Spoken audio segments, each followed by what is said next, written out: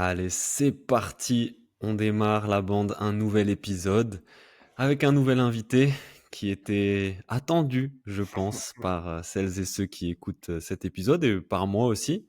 Je vais pas le présenter d'ailleurs, je pense que la plupart d'entre vous le connaissent. En tout cas, je suis très heureux de l'accueillir et de pouvoir avoir cet échange avec lui aujourd'hui.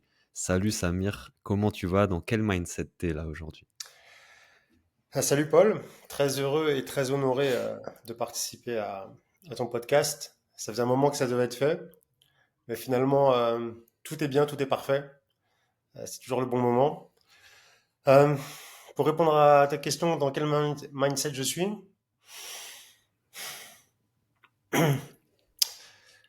Plutôt bien. Il y a des zones de turbulence, pour être tout à fait honnête, en ce Mhm. moment dans ma vie. Et c'est intéressant, c'est challengeant, parce que la plupart des gens pensent que quand tu as le bon mindset, t'es toujours au top. T'es inébranlable, mais on fait face à la vie de tous les jours et on est des êtres humains et on est touché, frappé de plein fouet. Et ce qui peut faire la différence, bah ça va être notre façon de réagir aux événements. Mais en tout cas, ne pas se dire c'est rien, je suis fort, je suis balèze, truc, machin. Mhm. Donc voilà, merci pour ta question. Ok, Et finalement, on rentre très précisément dans le vif du sujet. Et, ouais. voilà dans quel mindset je suis. Ça va, c'est un peu zone de turbulence. Mhm. Ouais, Tu navigues dans ça. exactement.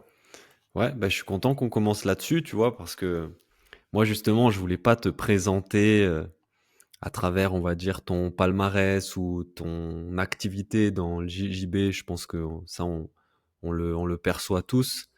Euh, Moi, je préférais te présenter à travers ce que moi, je perçois de toi, en tout cas, mon point de vue, tu vois, et ce que je perçois, moi, de Samir, là, pour ceux qui nous écoutent, au-delà de sa passion, de sa connaissance pour le JJB qu'on connaît, c'est la complexité de sa vie intérieure. Et par complexe, je veux pas dire compliqué, mais je veux dire élaboré, euh, qui va bien au-delà justement de ce qu'on peut voir en surface, de ce qu'on peut dire de quelqu'un qui a le mental, qui aurait une espèce de volonté, de goût de l'effort que rien n'atteint. Non, des qualités que tu as sûrement d'ailleurs, mais qui sont pas suffisantes pour moi. Plutôt ce que tu dégages en termes de force intérieure, de calme, de maîtrise de soi, au-delà de JJB, tu vois, c'est l'attitude, ta façon d'être, une forme de profondeur et de sagesse, j'ai envie de dire. Et moi, c'est ça en tout cas que j'aimerais qu'on explore ensemble et que tu puisses partager avec ceux-là qui vont écouter cet échange.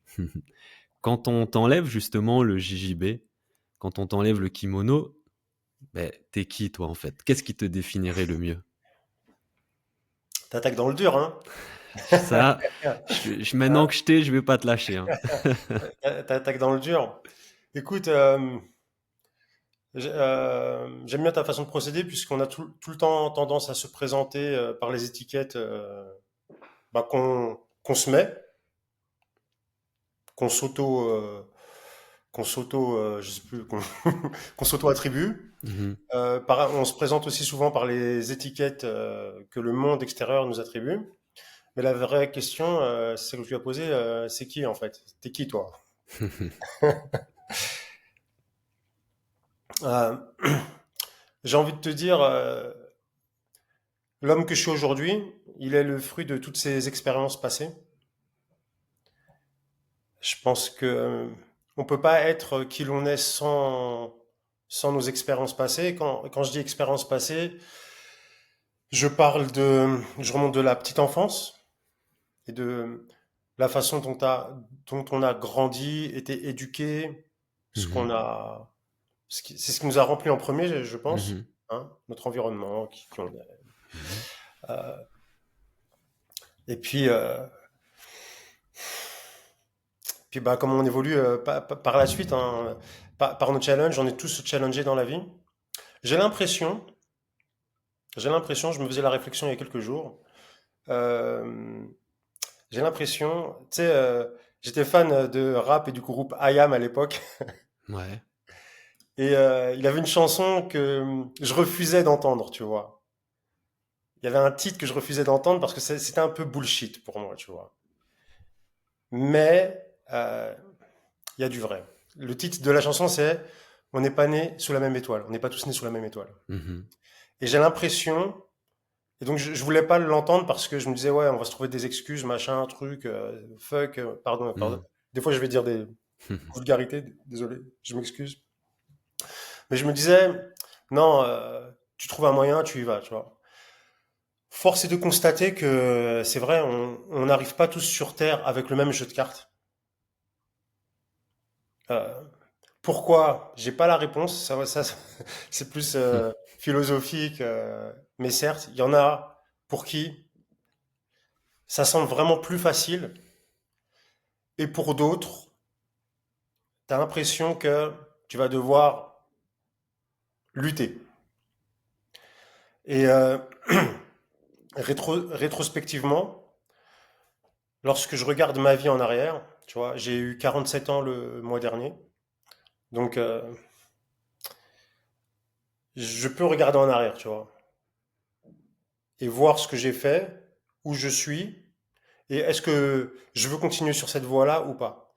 Il y a des choses, quand je dis on ne naît pas tous avec le même jeu de cartes, ça veut dire quand tu es gamin, tu nais, tu choisis pas ton environnement, tu arrives dans telle famille, dans tel truc, avec les croyances qu'il y a, leur histoire, leur machin, leur truc, et toi, t'es propulsé là-dedans, tu vois. Donc, t'as pas le choix.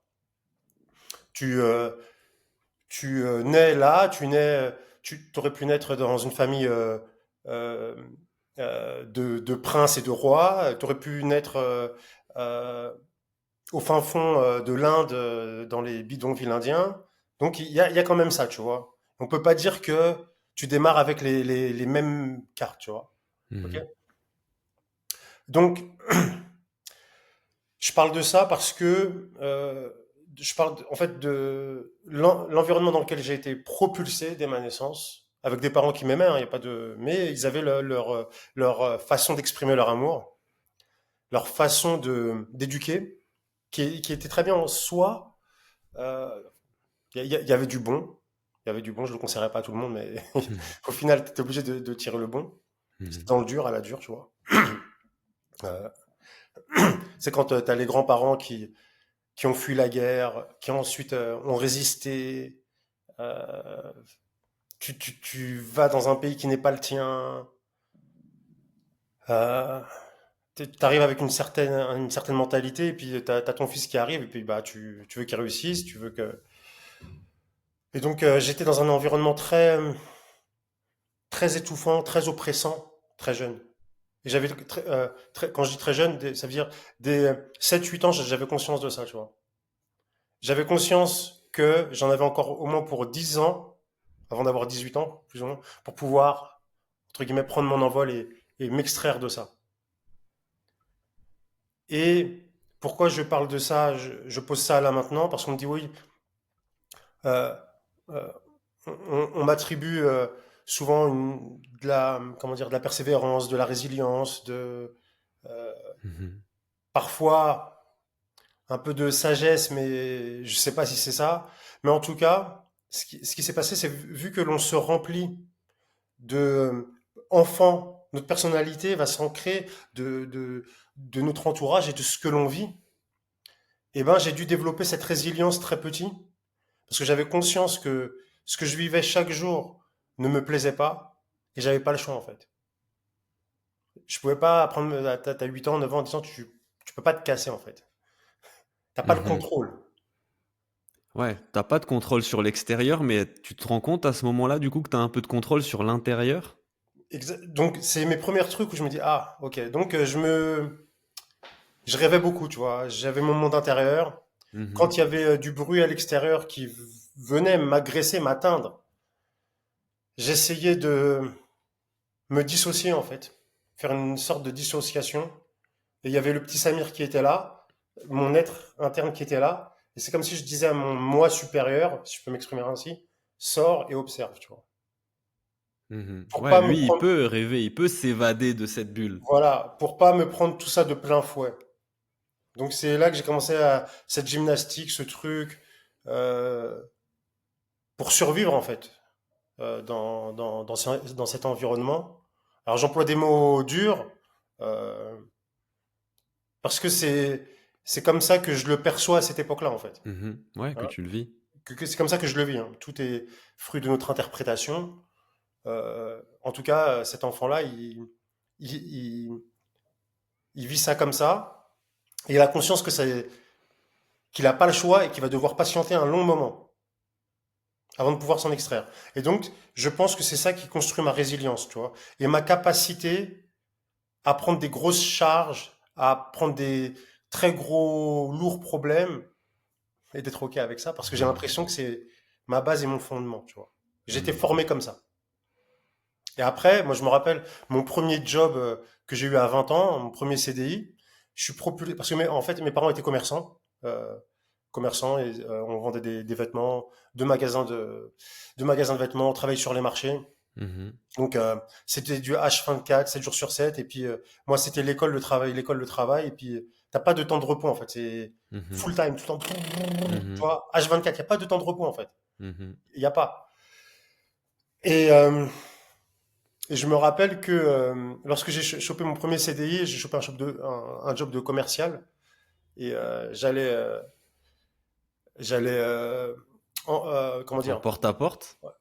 j'avais fait du porte-à-porte, oui. Ouais. Mais après, c'était plus cadré, c'était plus cool. J'avais des clients déjà prédéterminés, j'avais ma voiture et j'y allais. Ok. Mais j'ai fait un an de formation d'école de vente où j'accompagnais les vendeurs expérimentés, donc des gens qui avaient à l'époque 40 ans, Mhm. 50 ans, qui étaient bien ancrés dans le métier, dans leur vie d'adulte. Et puis moi, je suis là, propulsé 20 ans, ma première expérience professionnelle, tu vois. Et ce que je perçois très rapidement à leur contact, c'est que ces hommes-là, ils sont faibles. Ils se plaignent de choses. Je me dis, putain, en fait, je me rends compte que moi, de mes 8 ans à mes 20 ans, ce que j'ai vécu, c'était 100 fois plus que leur petite merde qui semblait incommensurable. Et c'est là que je me dis, putain, mais ce game-là, je vais le plier, en fait. Si les hommes d'aujourd'hui, c'est ça, ils se plaignent parce que le truc, il est pas arrivé à l'heure, parce que le truc, moi, je me levais à 5 heures du matin, je déballais dans le froid, sous la pression psychologique de bien faire et de mal faire, avec la croyance mentale qu'on m'a dit que j'étais bon à rien et que je n'arriverais à rien, que j'étais la dernière des merdes, Mhm. limite que je devais même pas être sur Terre, et ça en flux constant, tu vois. Donc tu grandis avec ça. Boum. Et c'est moi ce qui voilà, me forge ma résilience, comme je disais précédemment. Et quand je suis propulsé dans ce monde d'adulte, je vois les mecs qui, tu vois, ils se plaignent de machin. Enfin, j'avais l'impression avec mon jeune âge que j'avais déjà capté des choses qu'ils n'avaient pas captées et qui se plaignaient beaucoup de rien. Et je me dis, bon, Mhm. ouais, ce game-là de la vie d'adulte, il va pas Mhm. être, enfin, je veux dire, Ça, c'était très fragile pour moi. ouais. De ce que je perçois, de ce que tu dis, de ce qui pourrait te définir en fait, et même dès ton jeune âge, c'est cette capacité à penser hors de la boîte déjà. Dire ouais, là je suis dans cette boîte et manifestement quand t'es enfant, bah, tu peux pas t'en extraire, t'es dans cette boîte, t'es dans cette boîte quoi. Mais t'arrives déjà à penser, à te projeter en dehors de cette boîte. Et c'est même peut-être, tu vois, ce qu'on peut percevoir de ton approche du jujitsu, si on veut revenir au jujitsu, de penser le jujitsu un peu en dehors de la boîte quoi. Ouais, oui, oui. Quand j'écris mon premier livre, La Force Tranquille, bah en fait, la Force Tranquille, à un moment, le mot, il m'est arrivé comme ça. Tu vois? Parce que je savais pas comment appeler le livre. Et comme j'ai déjà dit, pourquoi j'ai appelé ça comme ça? Parce que je trouve le jujitsu, c'est le sport fort et tranquille, tu vois. C'est pas le Mhm. sport agressif, tu sais, Ouais, ouais. tu vois, encore, t'es chill, tu vois. Venez pas m'emmerder parce que je suis capable de, littéralement, enfin, tu peux nuire Mhm. physiquement, tu peux tuer quelqu'un quoi avec ce sport-là, tu vois. Mhm. Donc j'aime cette définition-là de mon sport, du jiu-jitsu, et je me définissais un peu comme ça aussi, tu vois, une force tranquille, tu vois. Mhm. C'était un peu un mix des deux. Et, euh, Mhm. et pour rebondir sur ta question, le sous-titre c'était le livre qui vous aide à devenir meilleur. Et j'ai pas dit en jiu-jitsu, tu vois. Mhm. Mhm. Ouais, ça, je pense que c'est quelque chose qui te caractérise Tu bien vois, aussi. Ouais, ouais. parce que j'ai conscience très jeune, très tôt que que la vie est sacrée, l'humain est sacré. J'accorde beaucoup d'importance à l'humanité, le respect humain intrinsèque, au-delà des religions, du communautarisme. Pour moi, on est tous frères en humanité. Mhm. Et j'ai toujours ce rapport, en fait, quand je suis à fond dans un truc, j'ai quand même quelque chose qui me fait prendre du recul sur ce que je fais constamment. Mhm. Est-ce que je suis pas trop à fond dedans là, moi, ok? Alors Mhm. j'ai besoin d'être à fond dedans pour être expert de mon domaine, Mhm. et je suis passionné, mais à un moment, chut, ok, qu'est-ce que je peux Mhm. tirer de là? Est-ce que ça fait sens ce que je dis? Est-ce que je suis pas en train de gouroutiser? Est-ce que je suis pas en train d'enfermer les gens dans un truc? C'est pour ça que tout le temps, tu vois, Mhm. j'ai ce va-et-vient. Out of the box un peu. Ouais. Ouais, ouais, je vois pas comment on peut faire. Enfin, c'est beaucoup plus simple comme ça, tu vois. Mhm. Pour moi, de ma perspective, c'est toujours prendre du recul en fait, tout le temps, Mhm. sur ce que je fais, sur le monde qui m'entoure, voilà, Ouais. sortir de la matrice. Ouais. Et si on va parler un peu de Jiu-Jitsu quand même, hein, vous inquiétez pas, la bande. Toi, ça fait 20 ans, c'est ça que t'es dedans maintenant? Il me J'ai fait semble, mon premier entraînement de JJB en 2004, précisément. donc un peu plus de 20 ans, ouais. OK. Ok, de 2004 à 2008, j'étais pas très régulier. Mmh. Et en mai 2008, bah depuis mai 2008, j'ai pas arrêté en fait, Ouais. jusqu'à maintenant. Tu pas arrêté et on on voit qu'il y a encore une passion qui t'anime pour, ce sport, pour cet art martial. Du coup, ma question, moi, c'est un petit peu savoir comment ton rapport au jiu-jitsu, il a évolué entre le Samir, beh, qui commence, le Samir compétiteur, le Samir coach. Tu vois, derrière, c'est un petit peu, beh, toi, comment tu as nourri et alimenté cette flamme que tu sembles avoir encore là, aujourd'hui pour Ouais, le JJB? la flamme, elle est intacte en fait. Elle est comme au premier jour parce que c'est vrai, c'est bizarre. Il y a quelques jours encore, je me demandais comment il y en a, ils arrêtaient. Pourquoi il y en a, ils arrêtent le jiu-jitsu, tu vois? Pourquoi? Et tu vas. Et en fait, j'ai trop assimilé, en fait, mais sans me forcer, hein. Le jiu-jitsu et moi et ma personne, c'est comme si on faisait Mmh. qu'un, tu Mmh. vois? Et je commence à avoir des éléments de réponse. Bon, il y a l'attractivité du sport, ce côté addictif, ce côté. Moi, j'ai besoin de challenge, de stimulation mentale, de, le comprendre le pourquoi des choses. Et en termes de ça, le jujitsu, c'est des ressources illimitées. Il y a tellement de choses Mmh. à explorer sur la partie technique, sur la partie technique, sur la partie combinaison technique et tout. Et en plus, donc, tu as toute cette complexité.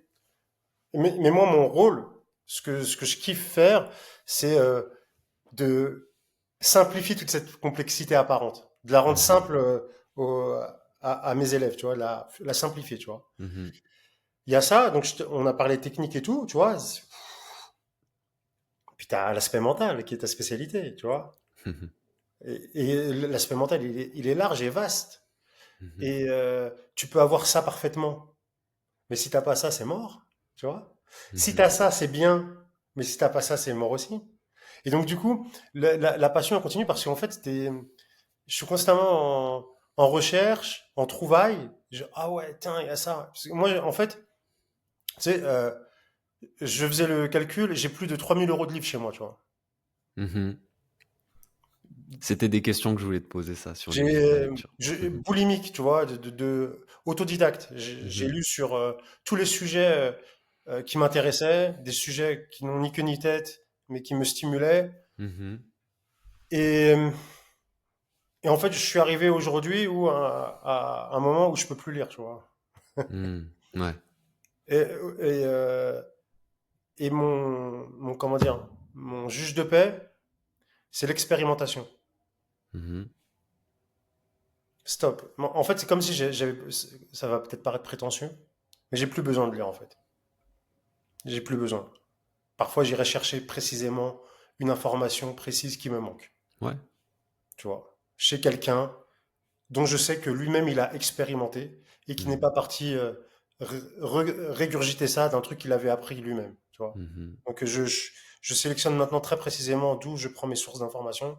Je les prends de mecs qui ont mis les mains dans le cambouis, qui qui ont payé de leur vie pour avoir les informations, qui ont saigné, qui ont perdu un bras en chemin, qui se disent, ah, boum, Mm. ok, là, le mec, je prends, tu vois. Mais il y a la lecture pour accumuler et acquérir de la connaissance. euh, et il y a la lecture pour le plaisir de lire aussi, tu vois, de passer un moment à lire un livre, C'est vrai, ouais. qui est plutôt agréable. Enfin, moi, je trouve, j'apprécie aussi, j'ai appris à apprécier euh, lire, quoi, pour le Ouais, fait de ouais, lire. ouais. Moi, je l'ai pas, ça. Et tu lis quelque chose en ce moment, du coup, ou pas? Ouais. Tu peux nous partager C'était Je une vais de mes vous, questions que je voulais te poser, parce que je sais que tu as écrit 2 livres, tu lis beaucoup, donc... je vais dans tous les sens. En ce moment, je suis sur les voyages astrales. Ok, je connais C'est pas du tout les ce sorties de sujet. corps. Ok. Je sais pas si ça parle. C'est une version. Je sais pas si t'as déjà entendu parler des rêves lucides. Ouais? En fait, le Ok. rêve, t'arrives en mode rêve lucide et tu contrôles un peu ton rêve, tu vois. Ouais, Tu ok. contrôles et tout machin. Hmm. Voyage astral, ça a l'air d'être un truc de ouf et c'est tellement ouf que Mhm. oh putain, tu vois. Donc je veux comprendre ce truc, tu vois. Ok. Donc j'ai quelques bouquins sur le sujet. Voilà, en fait, ça c'est pareil. Je lis donc j'ai vu des mecs qui me paraissaient qui ont mis les mains dans le cambouis. Ils ont un Mhm. truc que je connais pas et de prime abord, pour moi c'est du bullshit, tu vois. Tu vois. Mais quand vas-y, jette un œil quand même, tu vois. Et puis, des fois, le mec, il te sort une punchline. Je fais, putain, mais ce qu'il dit, c'est trop pertinent, tu vois. Ça fait sens, tu vois. Ah, après, je fais, non, hop, j'ai pris le livre, j'en ai pris un, je l'ai lu. Ah, truc de ouf. Après, j'en ai lu un deuxième, là, j'en suis sur un troisième. Et voilà, en ce moment, Hmm. c'est là-dessus. Tu vois, Ok. ça n'a rien à voir avec le sport. Ouais. Mais en fait, depuis toujours, j'ai eu des lectures diverses et variées. Mhm. Et je trouve que c'est important. Euh, et, et parfois, moi, dans ma pédagogie, toi, comment dire, j'explique. Moi, quand j'explique une technique ou je m'exprime, j'aime bien donner des exemples parce que, euh, ouais, tu mets ta main droite ici, ta main gauche ici, tu pousses, tu sors tes hanches, tu ramènes en lasso single X hybride, Hmm. machin truc. Même moi, ça me gonfle, tu vois. Ouais.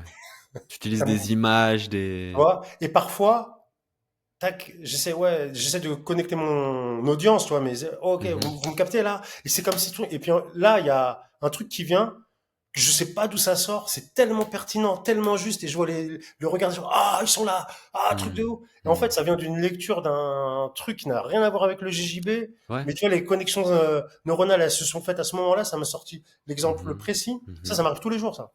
Ouais. Donc, c'est pour ça, euh, j'ouvre mon espace de lecture voilà, sur des sujets qui m'intéressent. Et puis le cadeau surprise, c'est ça. Parfois, à l'inspiration, tu arrives à faire des connexions, à, à vulgariser au maximum pour que la personne en face de toi comprenne ce que tu as à dire, quoi. Mhm. Bien sûr, on parlait d'élaborer une vie intérieure. Je pense que la lecture, c'est un formidable outil justement pour se nourrir de l'intérieur. Il y a des choses qui rentrent, qui sortent, qui restent, qui reviennent à un moment donné.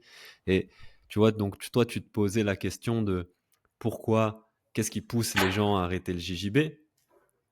Moi, ma question, c'est plutôt toi, du coup, qu'est-ce qui te pousse à continuer, à encore t'entraîner, mais j'ai même pas envie de dire t'entraîner, mais encore à explorer, à cheminer dans cette espèce de quête du jujitsu, quoi. Écoute, tu vois, une chose est sûre, je ne me vois pas arrêter de m'entraîner le jiu-jitsu. Je pense que jusqu'à la tombe, je Mhm, m'entraînerai si Dieu me prête la santé, mhm, parce que j'aime vraiment ça, tu vois. Et mhm, j'aime, tu vois. Euh, dans la vie, tout est cyclique. Il y a des cycles, tu vois.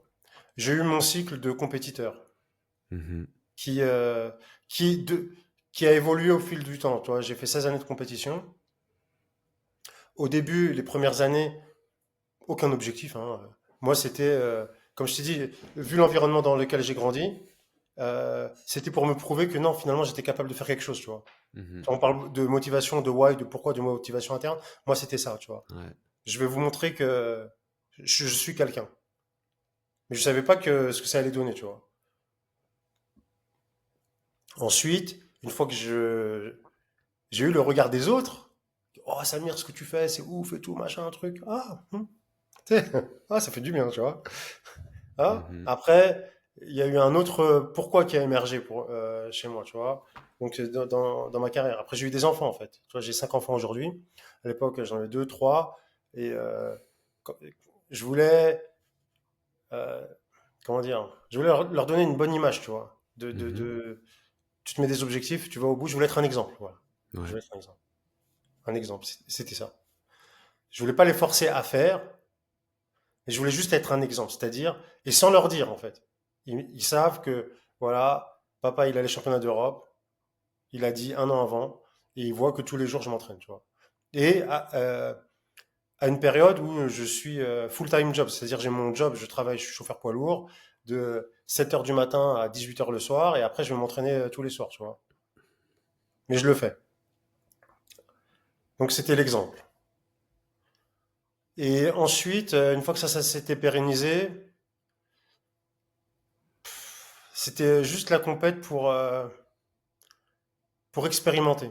C'est-à-dire, parce qu'au fil du temps, tu emmagasines du savoir technique, mental, mindset, stratégique. Mhm. Et je voyais ça comme une formidable opportunité sur 5 minutes de combat de faire la partition parfaite, tu vois.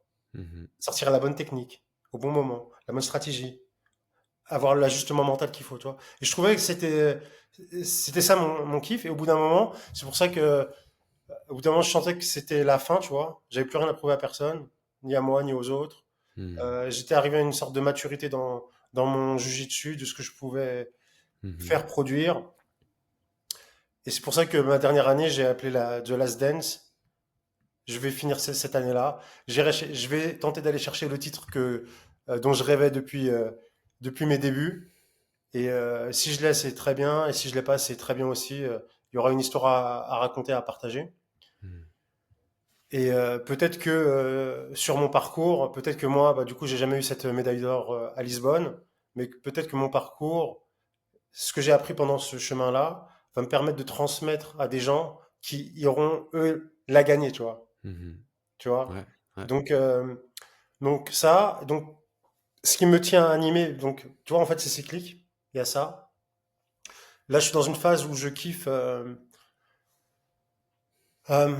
transmettre, mais genre pas, genre, j'ai envie de dire, c'est de la transmission de haut niveau, si je peux sans paraître prétentieux, tu vois. Je transmets pas juste de la technique. Je transmets une énergie, un état d'esprit. Parce que je sais que la technique ne fait pas tout. Je sais qu'il faut l'état d'esprit, le bon état d'esprit. Mais quand je dis état d'esprit, on parle souvent de mindset en ayant, comment dire, quand on dit mindset, dans l'esprit des gens, c'est mental. Mhm. Mental, le mental, le mental, le mental, Oui. le mental. Mais le mindset, c'est pas que mental. Le mindset, c'est aussi les émotions. Si on dissocie le mental des émotions, il y a un gap. Il y a une partie, euh, il y a une partie de laquelle on ne parle pas. Et on peut régler le problème ici, mais s'il n'est pas réglé ici, à un moment, ça va dérailler. Tu vois? Et du Tu, coup, tu parles du cœur là. ouais, le cœur, c'est le cerveau des émotions, tu vois. Mhm. On ressent tout par le cœur, tu vois. Et donc, je sais que lorsque je parle à des gens, je n'essaie pas de rentrer dans leur tête, je veux rentrer dans leur cœur. Et le Mhm. cœur va à les réponses, en fait, tu vois. Ah, purée, ah ouais, c'est ça, attaque. Donc, c'est ça que je kiffe transmettre parce que je- j'ai beaucoup de jeunes avec moi. Des jeunes, ils ont 18, 19, 20 ans, 25 ans. J'en ai des plus anciens, ils ont 30, 35 ans. Ou même 40 ans, tu vois, mais j'ai cette expérience et j'arrive à visualiser dans quel stade de leur vie ils sont, tu vois. Mhm. Et parfois, juste, je vois leur bataille. Par exemple, une fois, j'avais décelé quelque chose chez un élève, euh, et du coup, on s'est fait un petit. Je lui dis, vas-y, viens, on se fait un petit appel, là, comme on est en train de faire. Mhm. Il y avait un truc, tu vois. Mhm. Et je lui pose des questions, tac, tac, il me fait, ouais, techniquement, là, je galère. Là, techniquement, là, physiquement, je sais pas ça, putain, tac. À un moment, il me dit, Bah, j'ai pas envie de dire parce que si j'ai un élève. Bon, il me dit un truc personnel de sa vie personnelle. Je fais putain, c'est Ouais, ça. ouais. Ok, qu'est-ce que ça fait chez toi, ça? Ah bah ça m'énerve, là je ressens ça, tac. Hmm. Ah, ok. Là on a mis le truc, tu vois. Mais si t'es, non, mais vas-y, entraîne-toi plus, va pousser plus de la fonte, tu vois. Des fois on est obligé tu vois, de faire les chirurgiens, tu vois. Ouais.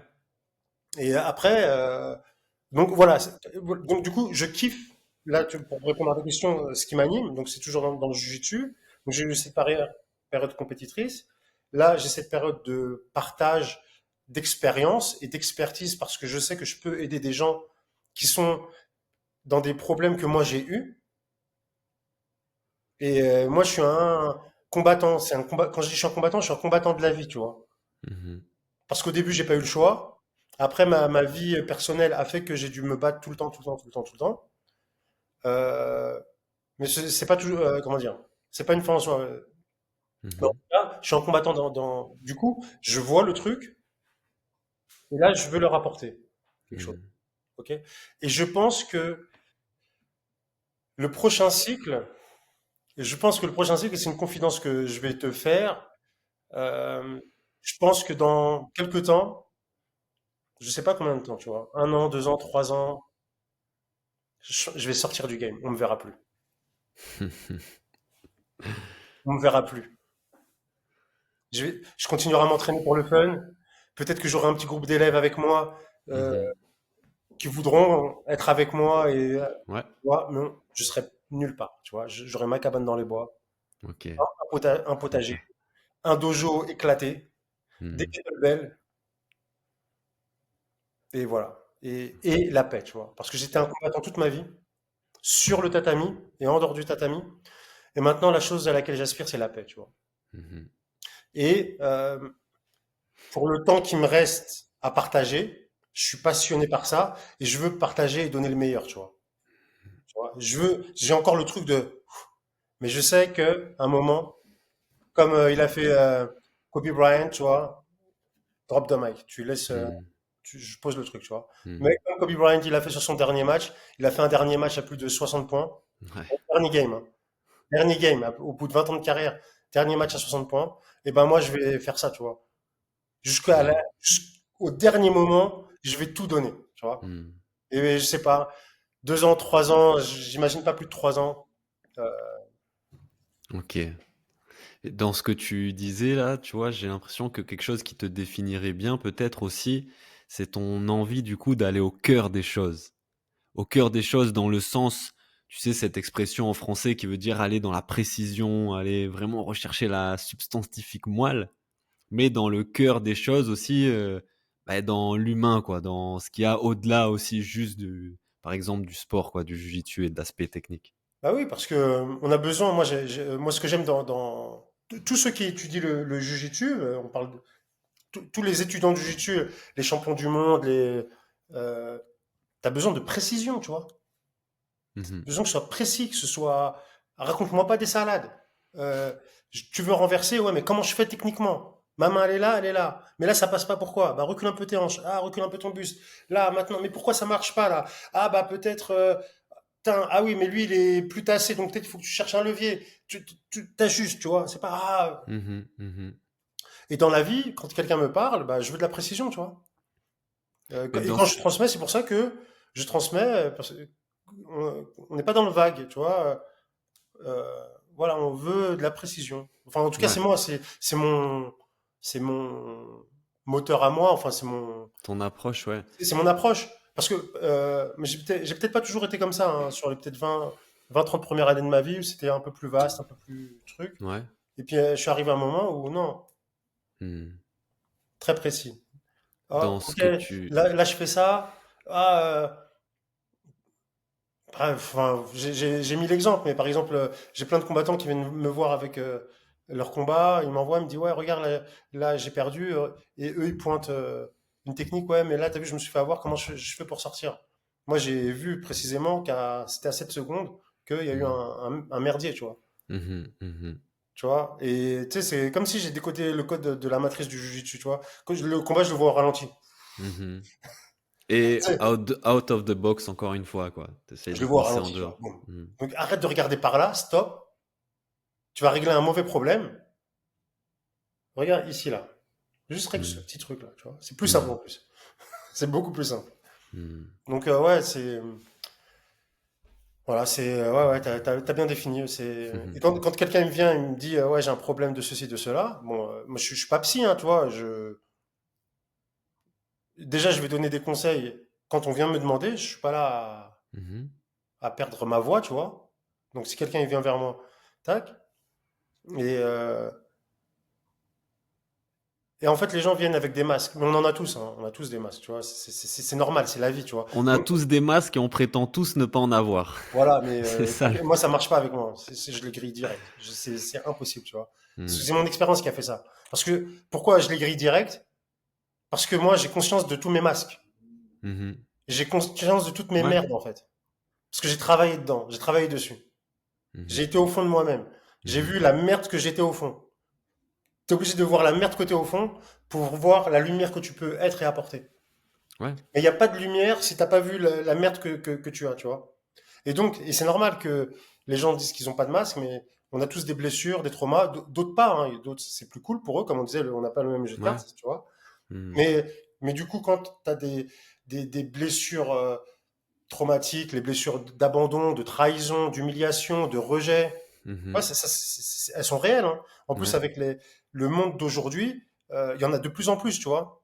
Il y a plus de gens qui sont traumatisés, c'est pas Mhm. des, tu vois, mais qui ont ces trucs à l'intérieur, tu Mhm. vois. Ouais. Et pour masquer ça, quand on parle de masque, bah, c'est le mec qui fait tout le temps des blagues, Ouais, tout le c'est temps il clair. rigole. Mhm. Le mec il est tout le temps fermé, il met beaucoup Mhm. de distance avec les gens. Mhm. Il masque, tu vois, il faut pas, mais il sait même pas qu'il le masque, tu Mhm. vois. Donc moi, quand quelqu'un vient me voir et me pose une question, on dirait que je vois.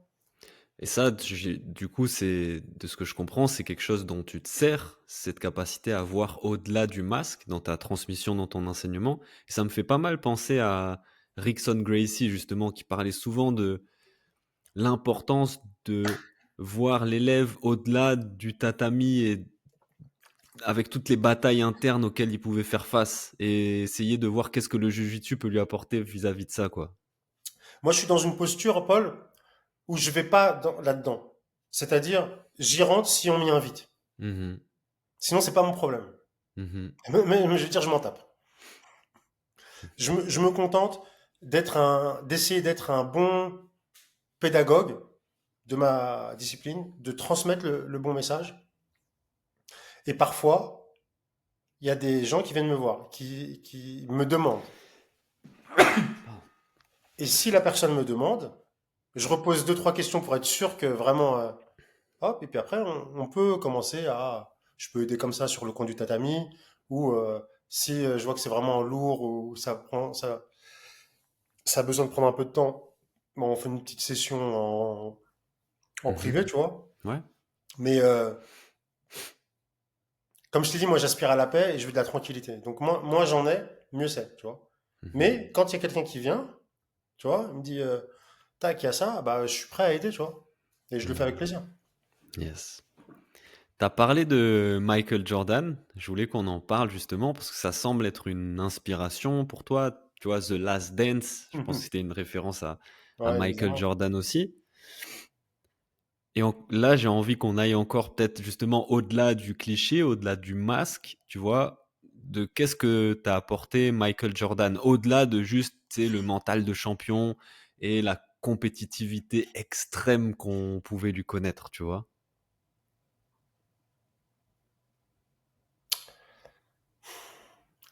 C'est le côté animal, tu vois. Ouais. C'est, ouais. En fait, il y a quelques êtres, athlètes, qui sont juste hors caté, tu vois. Dans l'histoire Mhm. de l'humanité, il n'y en a pas beaucoup. Il Ouais. en fait assurément partie. Un mec comme Michael Jordan, quand il rentre sur le tatami, j'allais dire, sur le terrain, il n'est pas là pour gagner. Il est là pour te dominer. Il est là pour te montrer que c'est lui le boss, tu vois. C'est son game, tu vois. c'est son truc. Alors parfois, il avait des matchs où il était tranquille, il faisait son match. Il cherchait pas spécialement à. Voilà, bah c'est Michael Jordan, un Michael Jordan moyen, ça te met 25 points dans le match. Mhm. Voilà.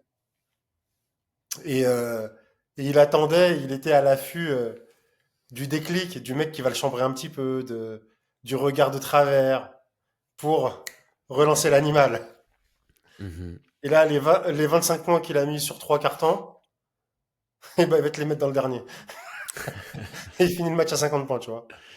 C'est Euh, marrant que tu utilises ce terme animal parce que tu vois, justement, moi, ce qui me fascine chez Michael Jordan, au-delà de sa compétitivité extrême, qui a des côtés positifs et négatifs, c'est un mec, t'as l'impression qu'il était tout le temps dans l'instant présent. Sur chaque action, sur chaque ballon, sur chaque tir, même en dehors, il est tout le temps présent, tu vois. Et les animaux, ils sont dans l'instant présent. ouais, Ils ont pas ouais, ce truc bien de sûr. mémoire ou d'imagination, tu vois. Ça, c'est, euh, j'ai envie de dire, l'attrait des grands champions. Le moment présent, tu vois. Mhm, Ça fait ouais. partie des. Tu vois, j'ai un peu décortiqué la prépa mentale selon moi. Je l'ai mis en plusieurs points et j'ai 27 points qui sont. Il Mhm, y a 4 points fondamentaux ouais. et puis après il y a des Mhm, branches, tu vois. Et donc évidemment le moment présent, tu vois, c'est ce qui caractérise les grands champions, notamment même Novak Djokovic ouais. en tennis. Enfin, tous ces grands champions, ils sont là, tu vois, ils sont dans l'instant. Ils Mhm, sont dans l'instant parce qu'il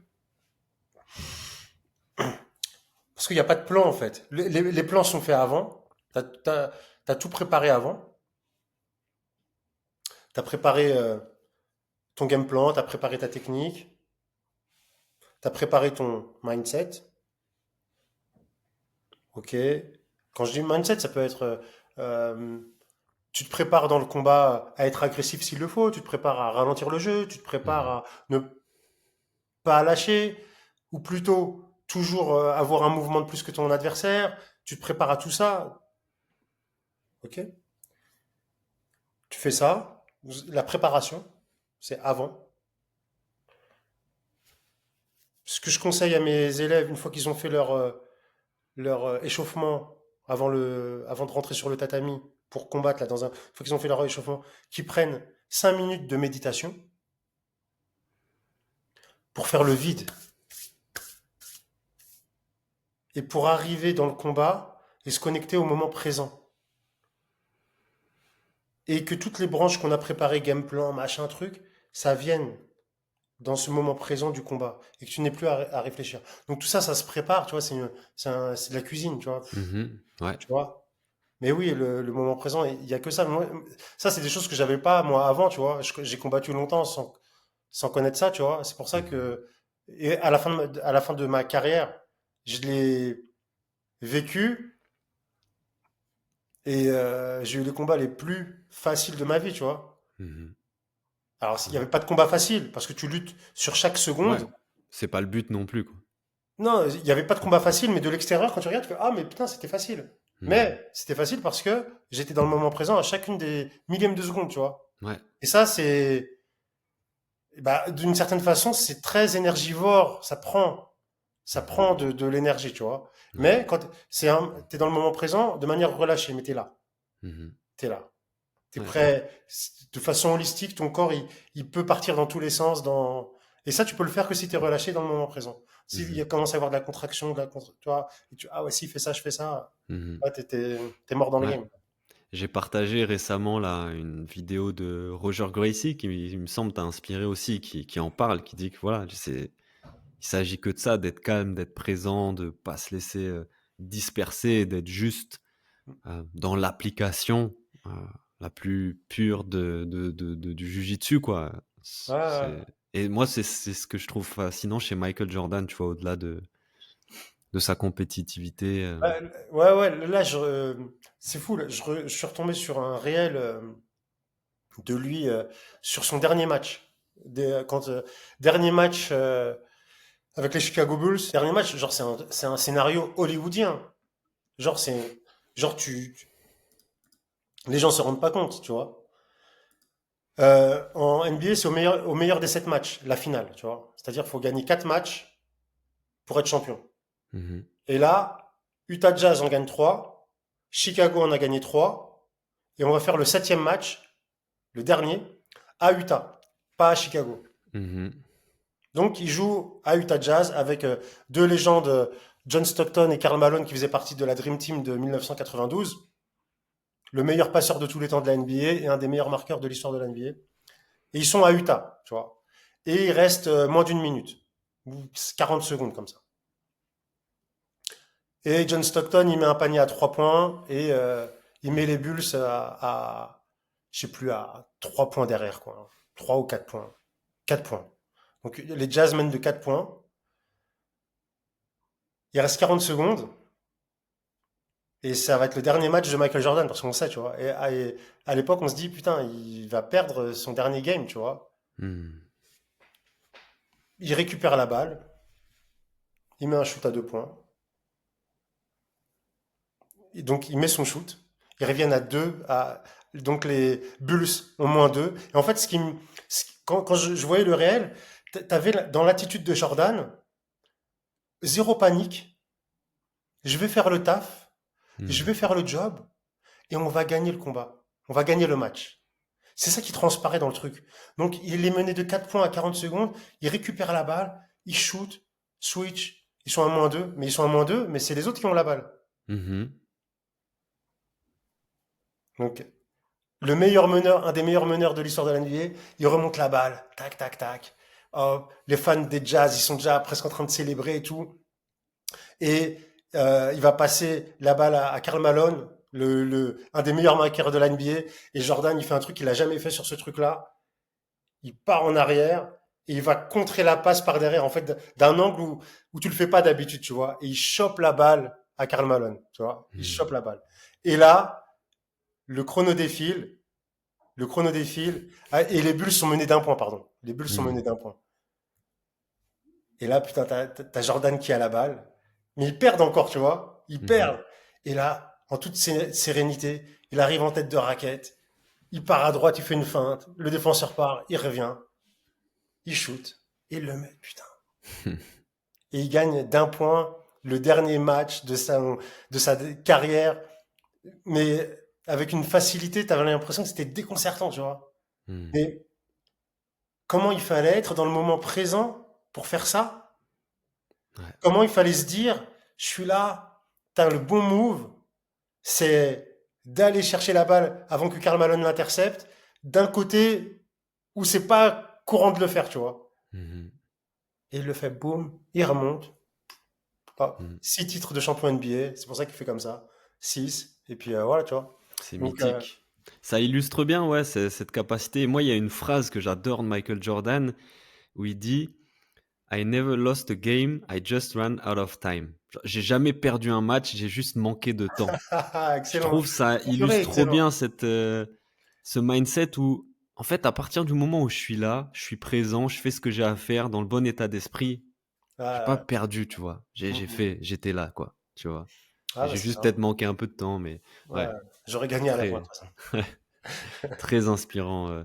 Et tu vois, s'inspirer, c'est pas non plus imiter. Est-ce que, tu vois, tu as des choses que tu peux adopter, mais des choses que tu décides de pas reproduire aussi, forcément? Tu vois, parce qu'on lui connaît des côtés un peu plus Oui, bon, après, de toute façon, négatifs. les champions à ce niveau-là, ils sont totalement déséquilibrés dans leur vie, tu vois. Ouais. Tu peux pas être un mec Mmh. comme ça et avoir une vie, tu vois. Mmh. Il y a un côté obsessionnel, tu vois. Ouais. Ouais. Bon, après, voilà. Non, moi, en fait, de tout le monde, d'une manière générale, de tout le monde, même des gens dont j'apprécie peut-être pas l'attitude ou ce qu'ils font, euh, j'essaie d'avoir une posture quand même de non-jugement, vraiment. Et il y a toujours quelque chose à prendre, tu vois. Il y a Mmh. toujours quelque chose à... Même la pire des crapules, pour être la pire des crapules, elle a dû faire des trucs qui peuvent t'inspirer, en fait. Mmh. Parce qu'il a dû faire des sacrifices de ouf pour le mal. Mmh. Mais est-ce que toi, t'es prêt à faire ces sacrifices de ouf pour le bien? Mmh. Mmh. Ouais. Tu vois? Et moi, je prends de tout le monde, tu vois? J'ai pas envie de nommer des noms ici, sinon Mhm. on va te sauter ta chaîne. Mais je prends, mais je prends de tout le monde. Mhm. Ok. Moi, c'est un connard, ok. Mais ça, Mhm. je prends. C'est aussi reconnaître, là-dessus, tu vois, de ce que tu dis, moi, ça me fait penser, c'est aussi reconnaître ben, que soi-même, on a aussi ses propres défauts, ses propres failles. Tu vois, tu dis que lui, c'est un connard parce qu'il a fait telle chose. Essaye de voir un moment de ta vie où t'as pas fait un petit peu la même chose, mais peut-être Je te sous une jure, autre forme, tu bien vois. sûr, bien sûr.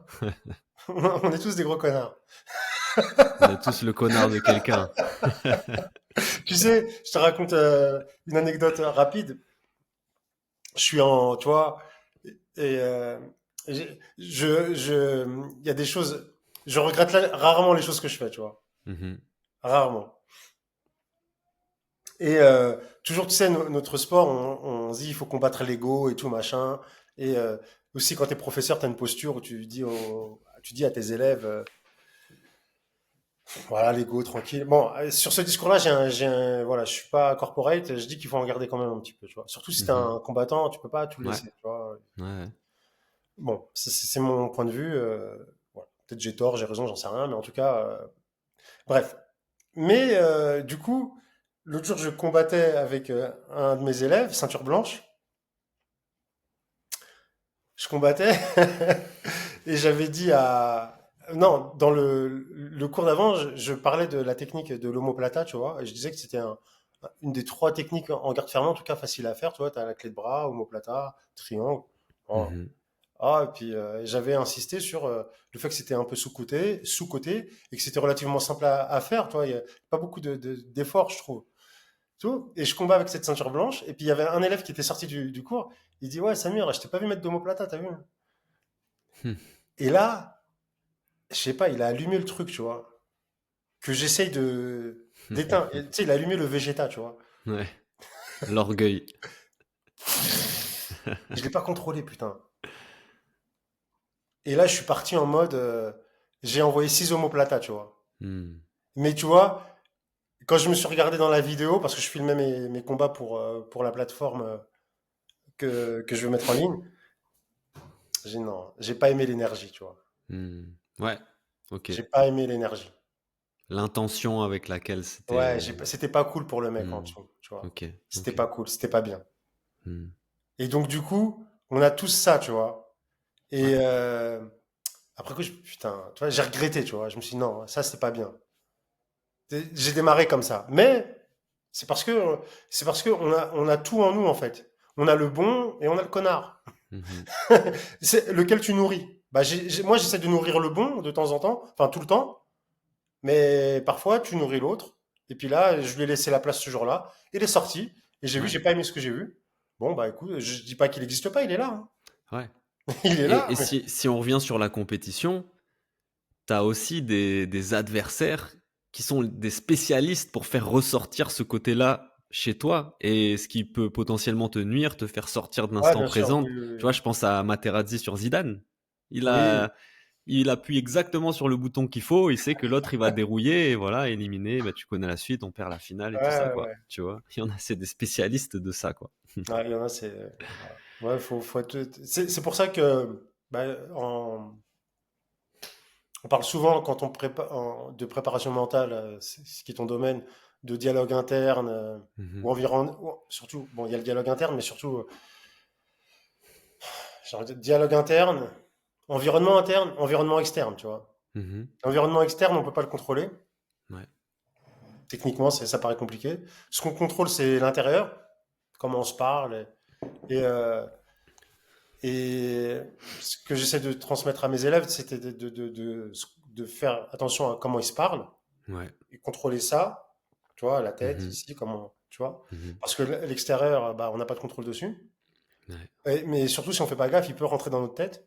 Oui. Et puis, et ça peut devenir un truc à l'intérieur. Mhm. Et donc, l'autre jour, je me suis fait avoir là-dessus, je me suis fait piéger là-dessus, mais Ouais. voilà, c'est. Hmm.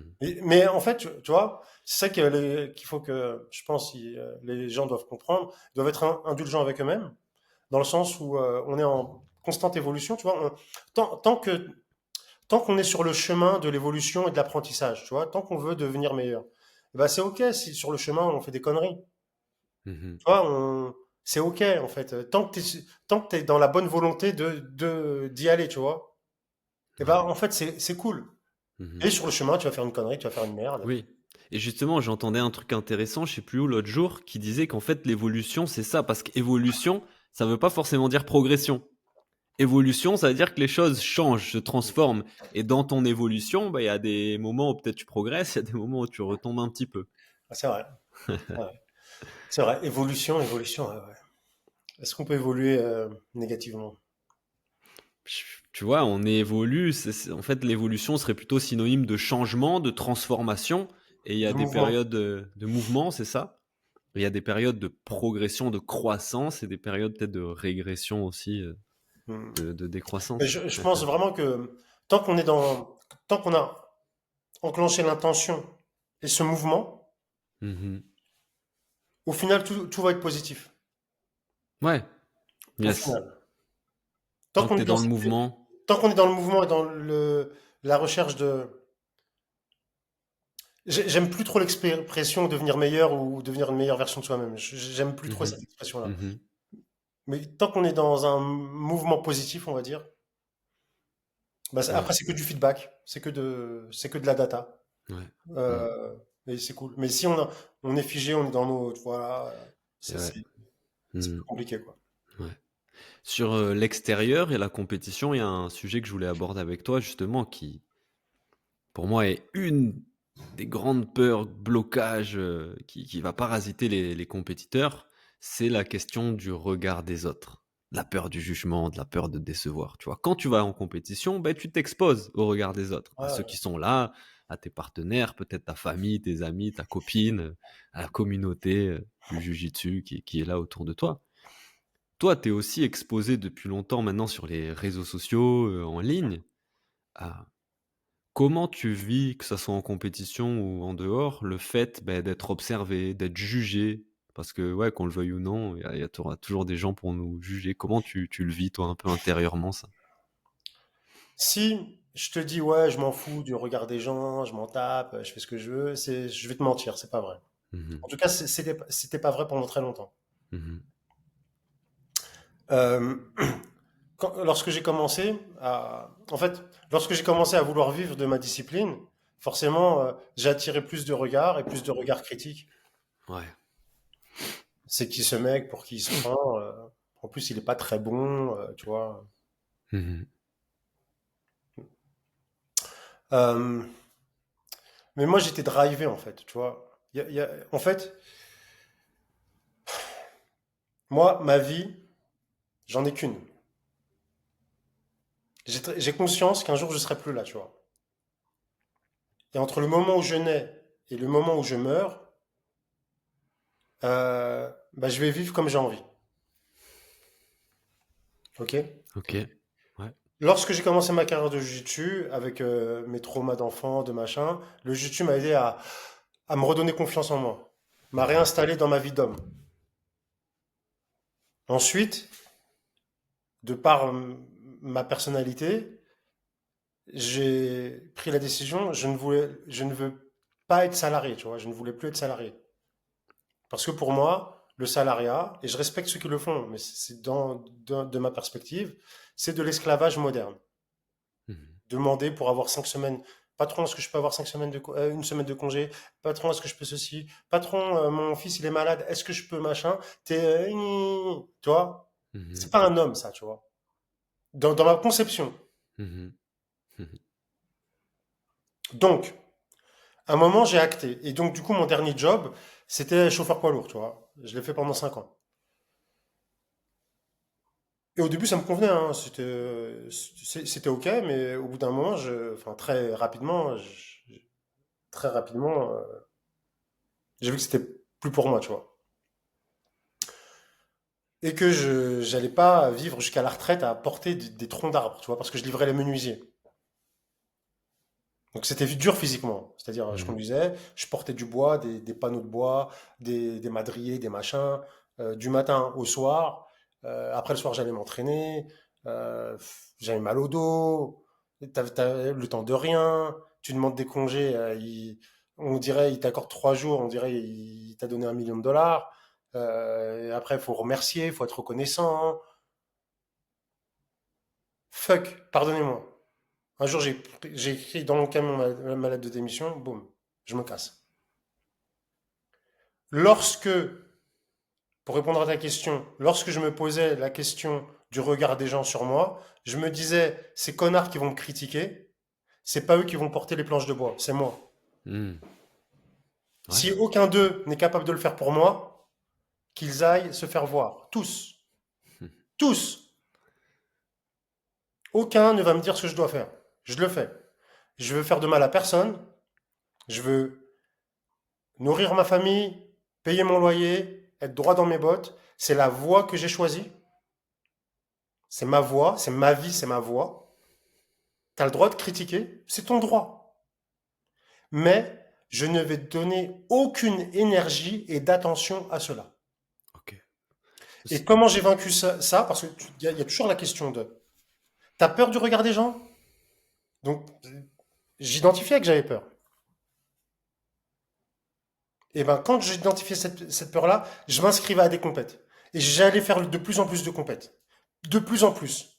De plus en plus. Des fois, je me disais, vas-y, père, rétame-toi bien comme il faut, et tu vas voir ce que ça Mhm. va te faire. Affronter la peur. Affronter, j'y vais, go. Hmm. C'est pour ça que dès que j'ai eu ma ceinture noire, je suis parti combattre tout de suite. Tout de suite. Oui, je vais perdre un moment, c'est sûr. Je m'en tape. C'est pas eux qui vont remplir mon frigo. C'est pas eux qui vont se lever à 5 heures du matin, conduire un 19 tonnes, charger du bois, aller livrer les clients, revenir. C'est pas eux. Mhm. C'est pas eux, c'est moi. Ouais. Si Et je moi, comprends bien, c'est accepter, embrasser cette peur qui de toute façon est là, mais ne pas la laisser te diriger, quoi. Tu vois. moi, je ne voulais pas lui donner de l'énergie. Hmm. Je voulais pas perdre mon énergie à ça. C'est-à-dire, ok, elle est là. Ok. Et, et aussi, je crois, euh, pour me remettre dans cet état d'esprit, parce que je crois ce qui m'aidait aussi, quand j'allais en compète et que j'avais peur du regard des gens, je crois que j'avais juste besoin de savoir qu'il y ait une personne dans la salle qui voulait que je gagne. Ok. Tu vois? Quand j'étais dans la salle, je me disais, j'y allais avec mes potes et tout, quand on était en... Et vu que je savais qu'il y en avait au moins un qui voulait que je gagne, ça me Mhm. suffisait en fait. Ouais. Ok. Tu vois, c'est comme Me Against the World. Mhm. Ouais, il y a mon frérot, il est là, il est avec moi, et ça me suffit. Il va me donner de la force, je vais lui donner de la force, tu vois. Mhm. Donc je crois que c'était le petit hack que je m'étais trouvé quand Ouais. c'était un peu galère et tout. Ok, j'ai besoin que d'une personne. Une personne Mhm. qui croit en moi ou qui a envie que je gagne. Mhm. Et puis, et si parfois la personne n'était pas là, bah, je m'imaginais quelqu'un dans la salle. Parce que je Mhm. suis déjà parti combattre à l'autre bout du monde tout seul. Mhm. Ouais.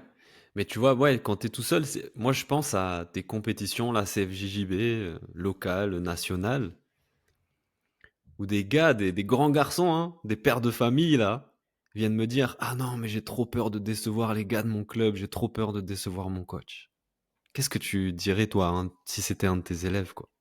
Tu dis: «Ouais, j'ai trop peur de te décevoir».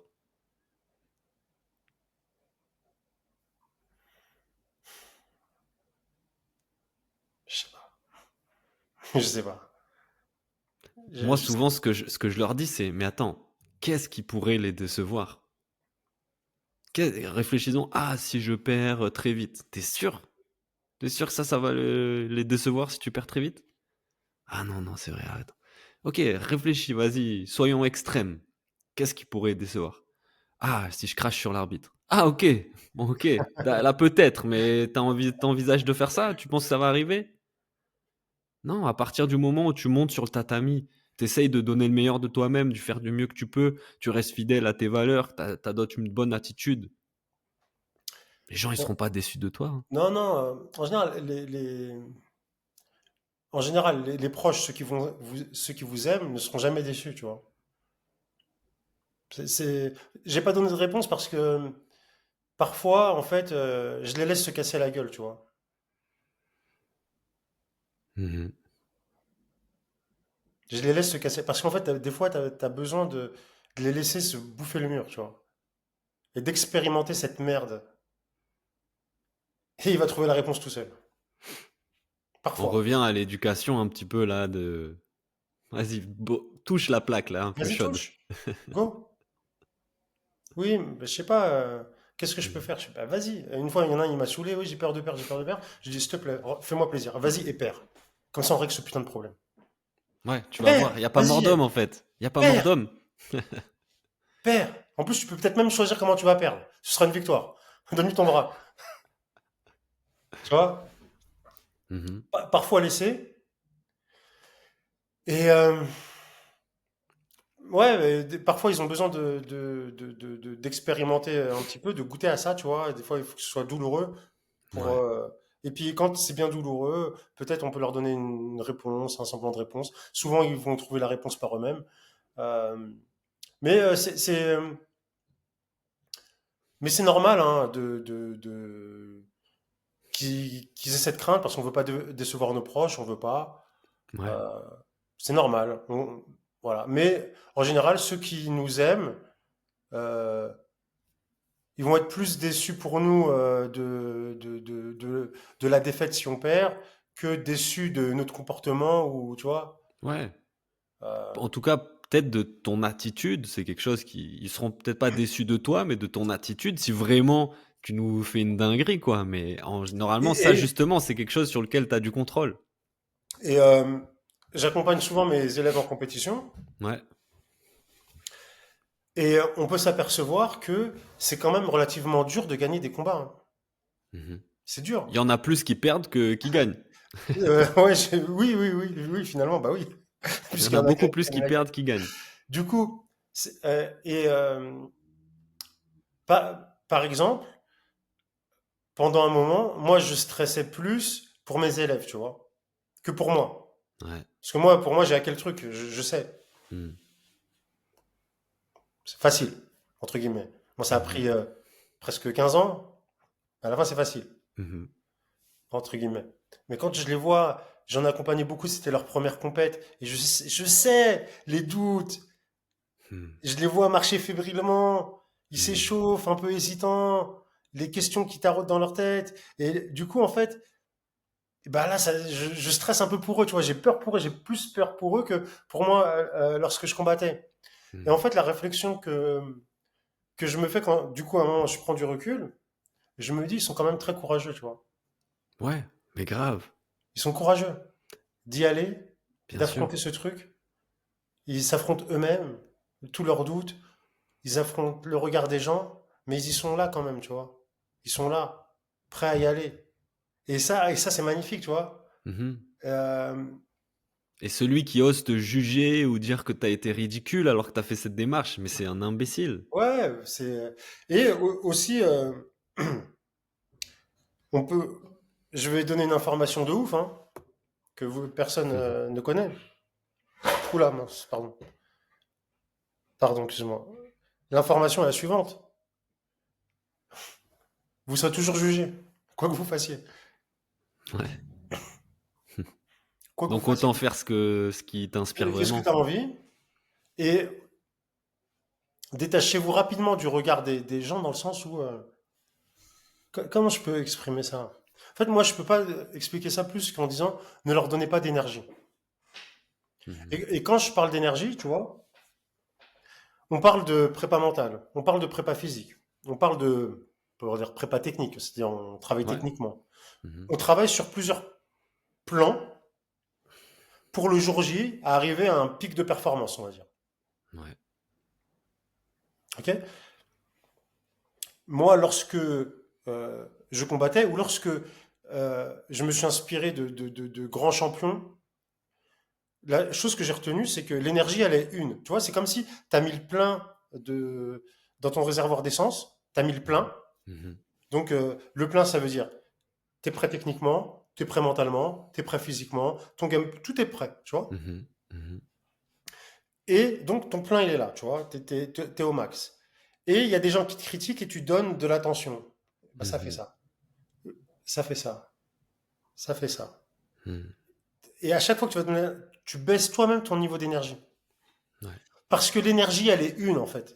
En fait, c'est ce que je dis, c'est trop important. L'énergie, elle est une et divisible. Mhm. Et Ouais. tu vas la diviser dans dans les choses dans lesquelles tu vas donner de l'attention. Mhm. Là, tu vas répondre à un commentaire, bah, tu as peut-être perdu 0,01%. Ouais. Tu vas toujours lever la même charge au développé couché, mais ce 0,01%, peut-être que tu en aurais eu besoin à un moment clé du combat. Donc, moi, ce que je veux, c'est et c'est trop dur d'arriver à remplir le plein. C'est trop dur. Ouais. Les sacrifices que tu fais techniquement, les sacrifices que tu fais physiquement, si tu fais un vrai travail mental, c'est beaucoup de travail en fait. C'est des Mhm. années en réalité, tu vois. Ouais. Et c'est beaucoup trop précieux pour donner du temps et de l'attention à ce qui ne va pas remplir ton réservoir en fait. Mhm. Ouais. Tu vois, c'est vraiment ça. C'est pour ça que tout, comme disait un de mes philosophes favoris, Jean-Claude Van Damme, Mhm. couper les bruits du monde. On coupe les bruits du monde et écoute ça. Coupe le bruit du monde et fonce. Mhm. Coupe le bruit du monde et reste ici. Parce que tout le reste, même si parfois il n'est pas mal attentionné, quand tu es dans une perspective de performance, de performer, et ben tout ça te prend de l'énergie. Mhm. Et Encore l'énergie, faut-il c'est... avoir conscience de ces pièges-là. Du coup, justement, c'est ça, c'est la prise de recul, le degré de conscience que tu as de ces pièges qui te volent un peu d'énergie par-ci, par-là. Mais Dès que moi, tu arrives à voir le piège, ben, c'est moins tu tombes moins dedans, normalement, quoi. pour moi, ça paraît tellement évident, c'est comme le nez au milieu de la figure, tu vois, Ouais. c'est flag, tu vois. Parce qu'en fait, moi, je suis, comment dire, je suis très sensible à ça, c'est-à-dire, moi, euh, je suis capable, quand je suis à côté d'une personne, c'est pas des super pouvoirs, hein, c'est juste, je me connais et je capte un peu Ouais. l'aura de la personne, tu vois, et je sais dire si je me sens bien à côté d'elle ou pas, tu vois. Mais il y a vraiment des gens qui pensent sincèrement qu'ils vont décevoir leur coach et leurs partenaires s'ils font. Il y a même des gens, Samir, je te le dis, qui s'interdisent de faire de la compétition parce que s'ils se ratent, s'ils perdent, s'ils se font Ok, éliminer, ok, eh bon. ben ils vont être jugés par dans leur Est-ce club, quoi. est-ce qu'on essaie de leur trouver une solution ou pas? Vas-y, si t'en as une à Ok. proposer, des pistes. Ok. La piste que je peux proposer. La personne qui a peur qui a peur de décevoir. C'est bien ça. On est sur Ouais, par on n'est exemple, pas ouais, sur ouais, le ouais. regard des autres, peur de décevoir. Oui, c'est ça. Peur de- Mes coachs et mes partenaires d'entraînement, peut-être Ok. spécifiquement, tu vois. J'ai peur de décevoir mon coach. Tu notes qui tu as peur de, tu prends un papier, qui j'ai peur de Mmh. décevoir. Ouais. Mon coach, mon partenaire, mes élèves, mon fils, Un ma tel. femme, je sais pas. Tu Mmh. notes. Ok? Et tu vas le voir. Mmh. Ouais. Ok, coach, voilà, je veux faire une compétition. J'ai peur de te décevoir. Est-ce que je vais te décevoir si je perds, je fais la plus grosse des merdes? Oh non, c'est bon, vas-y, go, nanana, ok, boum. Partenaire. Qui? Quel partenaire? Qui? Il va te dire oui, j'ai peur de décevoir mes partenaires. Demande-lui spécifiquement qui tu as peur de décevoir. Qui? Lequel? Donne-moi un nom, un prénom. Régis. Régis. Ok, Régis. Voilà. Je te kiffe. On s'entraîne beaucoup ensemble. On passe du temps à s'entraîner ensemble. J'ai envie de faire de la compétition, mais j'ai peur que si je me foire, je vais te décevoir. Est-ce que si je perds mon premier combat comme une merde, je vais te décevoir? Mmh. Attaque le taureau Confrontation. par les cornes. Dis, Ouais, vas-y, tu vois. se T'es spécifique confronter. sur ce que tu vas. Et tu vas. Bah, Régis, non, vas-y, viens, on y va, vas-y, viens. On perd ensemble. Viens. Mmh. J'en sais rien, tu vois. Je vais, non, Mmh. mais viens, tu vas me donner de la force. Ah ouais, t'avais ça. Ouais. Vous avez créé du lien. Soyez spécifique. Soyez spécifique. T'as peur de ça. T'as peur de décevoir tes enfants. Tu vas voir tes enfants. Ok, papa, il va les combattre. Est-ce que si papa il perd, tu vas être déçu? Mais tu vois, encore une fois, ça demande cette capacité, cette force de le conscientiser, de l'accepter, de ne pas le fuir, de ne pas le cacher et d'aller se confronter avec authenticité et donc vulnérabilité et dire à l'autre: «Ouais, j'ai peur de décevoir» et tu vois? Tu as employé un mot très important, très fort et très juste, vulnérabilité. Mmh. En fait, euh, vu qu'on est des combattants et qu'on doit être fort, et qu'on fait de la muscu, et qu'on doit six-pack et machin et truc, La bagarre. la bagarre, on saigne, on pleure pas, on truc, on n'a pas le droit de montrer de la vulnérabilité. Ok? Et tu vas éclore, exploser, tu vas rayonner quand tu vas accepter ta part de vulnérabilité en toi. Aussi grand, parce que les mecs, moi j'ai déjà vu, je sais, en one-one, le mec le plus balèze, il s'effondre. Parce que Mm, tu lui donnes l'espace, mm, pas de jugement. mm, Moi, je pleure. Ça m'arrive. Je suis là. Bah, l'émotion me traverse. Je l'accepte. Je dis pas non, tac. Parce que j'ai fait le tough guy. Mais tu gardes, tu gardes, tu gardes. Et en fait, tu gardes un poison qui te pourrit à l'intérieur. mhm. Ah putain, c'est désagréable. Ah, c'est la merde. Hein. Ok, vas-y, allez. Chut, on va te regarder. Ah, j'aime pas ce que je vois. Ah. Ok, laisse passer le truc, tu vois. Et t'acceptes. Et là, qu'est-ce que tu viens de faire? T'apprends à te connaître. Tu sais qui tu es. Ok, je suis fort là. Ça me touche. Ça veut pas dire que t'es faible. Et peut-être à certains endroits t'es faible et c'est ok en fait. Mm. C'est ok. Il y a pas de problème. C'est juste l'interprétation que toi tu te fais de quelqu'un qui pleure ou qui montre sa vulnérabilité. Après, ça veut pas dire. En fait, et par contre après, euh, je mets une balance. Ça veut dire on regarde, on va au bout quand il y a quelque chose qui nous pique, qui nous touche, faut pas le balayer d'un revers de main, faut le prendre à bras le corps, aller dans la merde, c'est-à-dire voir les émotions, les trucs les plus qui nous font pleurer, dégoûter, gerber, ce que tu veux. Tu vas au fond du truc, tu vois ta vulnérabilité, ta sensibilité, ton truc exposé. Une fois que c'est posé, moi ça m'est arrivé, tu sais quoi?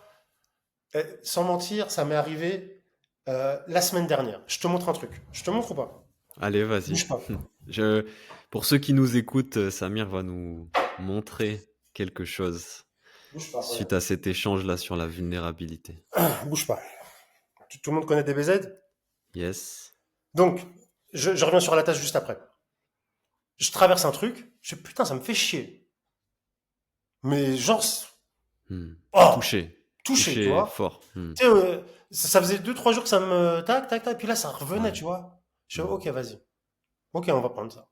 On va Hmm. gérer le truc. Putain, je laisse monter le truc et tout. Je fais bon. C'était trop flou dans ma tête, tu vois. J'avais besoin de sortir les trucs de ma tête. Donc, qu'est-ce que j'ai fait? J'ai pris un papier, feuille A4, et j'ai écrit. Mhm. J'ai tout sorti. Mhm. 6 pages A4. Ah, il y en avait de la matière. Parce qu'en fait, moi, mon état d'esprit, mon mindset, c'était quoi? C'est, ok, là, c'est en train de me prendre de l'énergie, c'est en train de me prendre le truc. Je veux régler ce putain de problème pour qu'il m'en prenne plus. Ouais. J'écris. Tac, tac, tac, tac, tac, tac. 6, tac. Je relis à voix haute. C'est désagréable. Hmm. Parce que je veux m'entendre dire ces conneries, tu vois. Je m'auto-flagelle. Mais c'est parce que je veux me regarder dans les yeux, tu vois. Je veux pas me cacher. Tac. C'est quoi, ça m'a fait du bien d'avoir tout posé. Après, j'ai pris du recul. Ah, j'ai fait, ah, c'est que ça. Ok. Finalement, c'est pas si grave. Finalement, j'ai éprouvé de la gratitude pour ce truc-là, que j'aimais pas vraiment. Ah ouais, non, mais finalement, c'est cool. Merci. Hmm. J'ai pris les pages, je les ai mis dans mon l'évier, là, dans mon lavabo, et je les ai brûlées. Et en fait, pourquoi je te montre ma tasse de DBZ? Parce que si tu vois, pour dire justement, je sais pas si tu arrives à voir, en fait, il y C'est a un une coin. tasse donc Dragon Ball Z avec Voilà, mais je sais pas Sangoku. si tu arrives à voir, si on arrive à Ah voir. oui, elle est un Hein, peu brûlée sur le dessus. voilà, en fait, Ouais, c'est mes ouais. feuilles qui ont cramé la tasse, en fait. Elle est pas crade. Ouais, Donc, ouais. c'est pour vous dire que ce que je vous dis, je le fais, en fait. Mhm, mhm. Je fais ce que je dis. Je suis pas. Et donc, la période de vulnérabilité, je la traverse. T'es jamais arrivé, en fait. Il y a toujours des challenges. Ouais. Ok. Mais par contre, je veux pas qu'elle me prenne trop de temps. Je veux pas qu'elle me prenne de l'énergie. Si je la mets de côté, si je l'avais mise de côté, elle sera encore là. Et peut-être que Mmh. pendant que je te parlerai, j'aurai le visage un peu fermé comme ça, tu vois. Mmh. Ouais. C'est pas, non, le Ça truc qui ressort arrive, souvent au mauvais moment en plus, ce genre tu de truc. vois. Là, hop, j'ai fait la paix, boum. Chut. Mmh. Donc, pour rebondir sur le mot que tu as employé, la vulnérabilité, bah, un combattant, il faut pas qu'il ait peur d'être vulnérable parce qu'on l'est tous de toute façon. Et soit tu prends, toi les devants, tu prends le taureau par les cornes et tu gères ça, soit à un moment ça va te péter à la gueule et tu l'auras pas contrôlé, d'une Ouais. manière ou d'une autre. Mmh. Mmh. Et ce sera pas de la faute des autres, ce sera de ta faute. Et ça fait mal. Quand Et ça ça fait pète, mal. Et ce sera c'est de ta faute. encore plus Parce que, autre chose, euh, on est tous responsables de nos vies. Tous responsables. C'est jamais la faute des autres. Toujours. mmh. On est toujours, même si on t'a fait la pire des merdes. Ouais. Comment dire, la victoire, le truc, le machin, une vie saine, une vie équilibrée. Désolé de faire le donneur de leçons, hein. J'aime pas trop faire ça, tu vois. Mais que tu sois d'accord ou non, c'est un tu général.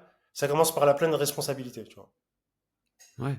Et la responsabilité, tu vois, pour moi, c'est la capacité à répondre à ce qui se passe. Tu vois, responsabilité, ça vient de response pour moi. Répondre, ouais. Tu vois, parce que tu maîtrises pas toujours ce qui t'arrive. Parfois, il y a un truc, ça te tombe dessus, ça te tombe dessus. Par contre, c'est comment tu y réponds. C'est ta capacité à répondre. Celle-là, ouais, elle est illimitée, hein. Et tu peux la développer. Donc, ouais, des mots forts, importants, vulnérabilité, responsabilité. Ça peut m'amener au sujet suivant que je voulais aborder avec toi. Il y a quelque chose que j'aime, moi, suivre dans le sport, c'est les relations parents-enfants dans le sport. Tu sais, je pense Sir Williams avec leur père, euh, Romain Ntamak dans le rugby, les Zidane et ses enfants, tu vois. Je trouve que c'est toujours passionnant. Et ben, toi, ton fils, Bilal, je pense à ton fils Bilal qui fait du jiu-jitsu à haut niveau, qui est en équipe de France. Donc, du coup, je serais curieux d'aborder ce sujet-là avec toi, si tu veux bien, et savoir simplement, par exemple, comment tu gères à la fois ce rôle de père et de coach ou, tu vois, de mentor aussi, peut-être, pour lui par rapport au JJB. Bonne question, encore une fois. Moi, je fais pas le distinguo entre tout Ok, ça, tu vois. ouais, Je suis moi, en fait. ouais. Je suis moi. Et dès le départ, dès qu'il était petit, en fait, il m'a vu, en fait. Il a vu comment moi, je suis un peu un extrémiste quand je choisis une voie, j'y vais à fond. Donc, Mhm. il a vu que bah, quand je m'entraînais, Ok, je le faisais à fond, tu vois. Et pas d'excuses, ouais, je me plaignais pas. J'entrais ouais. du travail, j'étais fatigué. Mhm. Donc ça a pu être un atout, mais est-ce que tu penses que c'est un poids aussi parfois pour lui d'avoir Samir Ben Saïd comme papa? Franchement, je sais pas. Je Je sais pas. sais pas. Peut-être faudra lui Je lui demander. demanderai, je lui demanderai. Faudra lui demander. Euh, voilà. En tout cas, ce que je pourrais dire par rapport à lui et son évolution dans le jiu-jitsu et surtout comment il a commencé. Moi, au début, tous mes enfants, mes trois garçons, les trois premiers, je les emmenais avec moi au JJB le week-end parce que, comme je te disais, je travaillais toute la semaine Ouais, et c'était juste le seul moment pour moi, où je pouvais passer un peu de temps avec eux. ouais, Parce ok, qu'il fallait que je m'entraîne. Et ouais. on avait un entraînement le samedi. Mhm. Ouais, je crois qu'ils avaient entraînement le mardi soir. Et du coup, c'était le moment. En fait, je les mettais dans la voiture avec moi. On y allait. On passe un peu de temps dans la voiture ensemble. Sur le tatami, ils faisaient leur cours. Je faisais mon cours. On les ramenait. Et il n'y a jamais eu un truc comme quoi ils devaient être bons, ils devaient être faire ceci, cela. Parce que à mes débuts, j'étais en train de batailler moi-même. Donc moi, en fait, je les ramenais. Je les déposais à la cour de récré, tu vois. Mhm. Et je regardais même pas comment ils combattaient. Mhm. Moi, en fait, je voulais juste qu'ils kiffent. Après, plus tard, quand j'ai eu mon premier club, Imana JJB, en 2012-13, là, j'ai commencé à avoir un rôle d'entraîneur où je donnais les cours. Donc, il y avait mes enfants. Et que ce soit mes enfants ou les autres enfants à qui je donnais des cours, mon seul objectif, vraiment, c'était qu'ils kiffent venir s'entraîner. Le plaisir. Le plaisir. Ouais. Je voulais en fait, parce que, évidemment, au fond de moi, j'avais l'ambition de les amener en compétition et qu'ils performent. Je voulais, puisque j'étais compétiteur, je voulais, mais j'ai fait un raisonnement très simple et logique. Pour combattre, il faut quoi? Il faut s'entraîner. Il faut s'entraîner régulièrement. Donc, ils doivent être là. Donc, la réponse de mon équation, c'est les mecs, les enfants doivent être ici. Ils doivent être là. Donc, il faut qu'ils aient envie de venir. Ouais. Il faut qu'ils aient envie. Donc, il ne faut pas que le père, il le force, ou la mère, ah, vas-y, viens. Mhm. Donc, j'avais créé un environnement où on faisait du jeu, de la technique, du jeu, de la technique, jeu, technique, Mhm. Mhm. combat, jeu, tu vois. J'alternais. Et donc Bilal, il a grandi dans cet environnement-là où je lui ai jamais mis la pression. Alors c'est vrai, des fois, je la regardais combattre, je le regardais combattre, lui, ou ses frères, ou les autres. Et je voyais que lui, il s'en tapait, il faisait n'importe quoi, il perdait. Des fois, je fais, ah putain, tu vois. Mais je voulais pas, parce que je savais que si je me mettais sur lui, j'allais le pourrir, tu vois. Mhm. Je sais, j'aime tellement pas perdre. Donc volontairement, je me suis détaché et je l'ai laissé dans son truc. Ouais, il kiffait, il gagnait un peu, il perdait, il gagnait, il perdait. Bon, c'est comme ça. Jusqu'à ce que les événements de la vie m'ont fait m'exiler en Suisse. J'emploie à dessein le terme exilé, parce que bon, même voilà, le fait que j'ai pas eu de problème avec la justice, hein. C'était pire. Bref, je suis parti en Suisse quelque temps. Il m'a rejoint un petit peu là-bas. Il est venu s'entraîner une fois ou deux avec moi. Il a fait une compète. Et je me rappelle au retour, il m'a dit, ouais, là, je veux vraiment. J'ai envie, tu vois. Mhm. J'ai dit, ok. J'ai dit, est-ce que tu pèses bien les mots que tu viens de me dire là? Facile à dire. Parce que le rapport, il va changer, tu vois. Ouais. Parce que il venait de faire une compète, il avait fait un AJP à Lausanne, où j'étais. Bon, moi, je l'ai juste accompagné à sa compète. J'avais pas Mhm. d'attente, en fait, parce que je savais comment il s'entraînait et j'attendais absolument pas de victoire, parce que j'ai très conscience du niveau mondial, tu vois, des KT. Je le sais, donc j'attendais absolument rien de lui. Je me rappelle de son combat. Je vois toutes les grosses erreurs. Je vois tous les gros dangers que le mec il envoie. Je vois qu'il répond à aucun des dangers. Mais pour moi, je m'en tape parce que il a pas manifesté qu'il voulait performer, tu vois. Ouais. Après, il m'a dit ouais non là je veux et tout. Après, je dis ok. Mais je lui dis t'es conscience de ce que ça représente. Ça veut dire là tu pars de loin là. Les trous dans ton jeu ils sont énormes. Là, il y a un retard monstre à travailler. OK? Et en plus, il va falloir que tu t'entraînes tous les jours, tu vois. Et moi, j'ai pas d'énergie à dépenser pour te réveiller pour aller t'entraîner. Donc, si toi, tu le fais pas de toi-même, moi, je te lâche. Ok, ouais. Je vais pas te pousser. Mhm. Je vais pas me tordre pour que tu sois le champion. C'est toi qui vas me montrer et c'est toi qui me mets le rythme. C'est toi qui va. Et moi, si le rythme il est là, je suis là. Si je vois que tu loupes deux trois trucs parce que t'es fatigué, c'est bon, me parle plus de ça. Tu vois. J'ai pas de temps à perdre. M'emmerde pas avec tes conneries. Tu vois. Tu lui as dit ça, Je lui net. dis ça. Yes. Hein. Et du coup, très vite, j'ai vu que il était là, tu vois. Il était demandeur, il rechignait pas, tac, il s'entraînait. Vraiment, je voyais de la volonté de sa part. Euh, donc, mes 2 dernières années de compète, je crois, la dernière année, j'ai combattu un petit peu avec lui, en fait. Il y avait un double truc, tu vois. Moi, c'est comme si j'avais atteint une certaine maturité dans mon jeu, dans Mhm. mon expertise du jiu-jitsu, et lui, il commençait à vouloir performer, tu vois.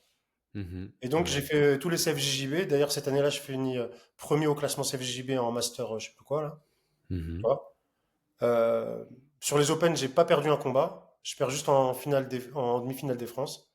Mais j'étais bien, tu vois. Et en Mhm. fait, il m'a accompagné surtout, il combattu, il a Ok. combattu. Lui, il était en mode recherche, Mhm. et moi, j'étais en mode affirmé, tu vois. Ok.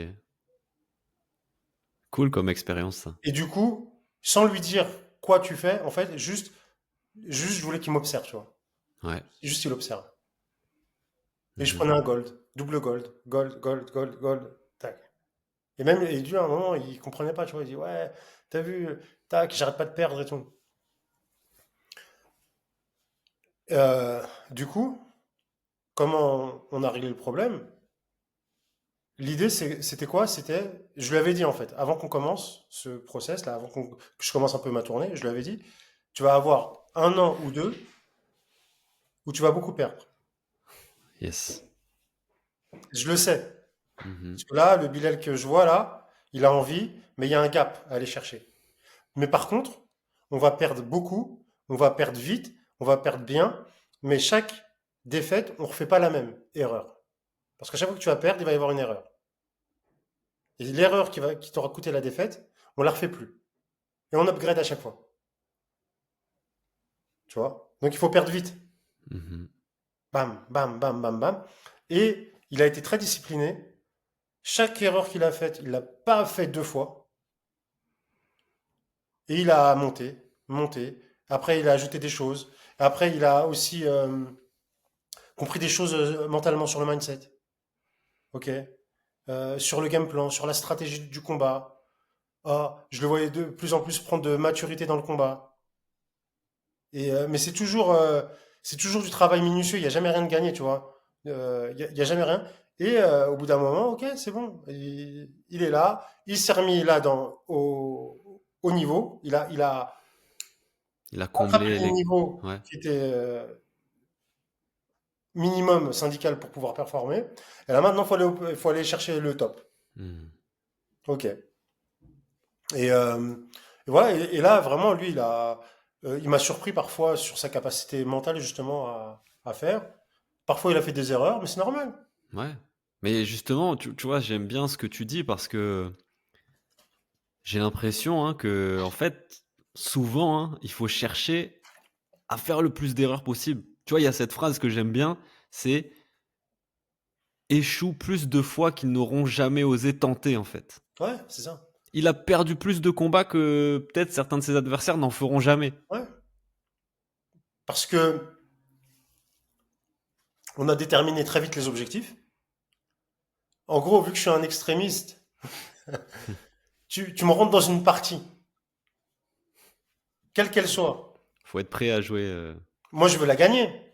Mhm. Quand tu rentres dans la partie du jeu du jujitsu, c'est quoi le top que tu peux. Moi, je sais pas viser autre chose que le top, tu vois. Ouais.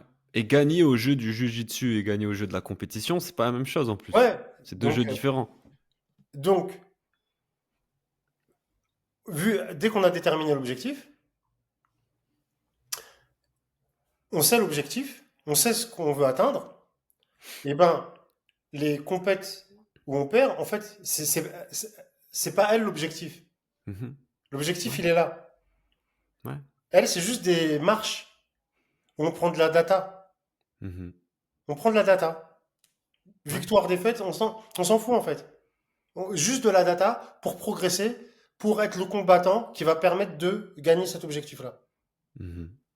Vision long terme. Vision long terme. Voilà, vision long terme. Il faut pas que ce soit trop long non plus, parce Ouais. que sinon on se perd. Mais il y a une vision. Il y a une vision. Avant, on faisait des visions sur 10 ans, mais ça me gonfle, tu vois. Ouais. C'est beaucoup trop long. Mhm. Mhm. Enfin, je sais pas, peut-être ça marche pour certains, mais en plus, le monde moderne, là, ça bouge tellement vite, t'as vu, Ouais, ça, c'est ça va clair. très très vite. Donc, avoir des visions sur 5 ans, 3 ans, c'est déjà bien, tu vois. 5 ans, je Ouais. pense que c'est plus Surtout loin, quand t'es jeune, je pense, ouais, carrément. surtout quand t'es jeune, ouais. Et en fait, tu fais ta vision, donc nous, on a fait une vision à 5 ans, un plan sur 5 ans. Et par contre, sur ces 5 ans, tu loupes pas un jour, quoi. Ouais. Ouais.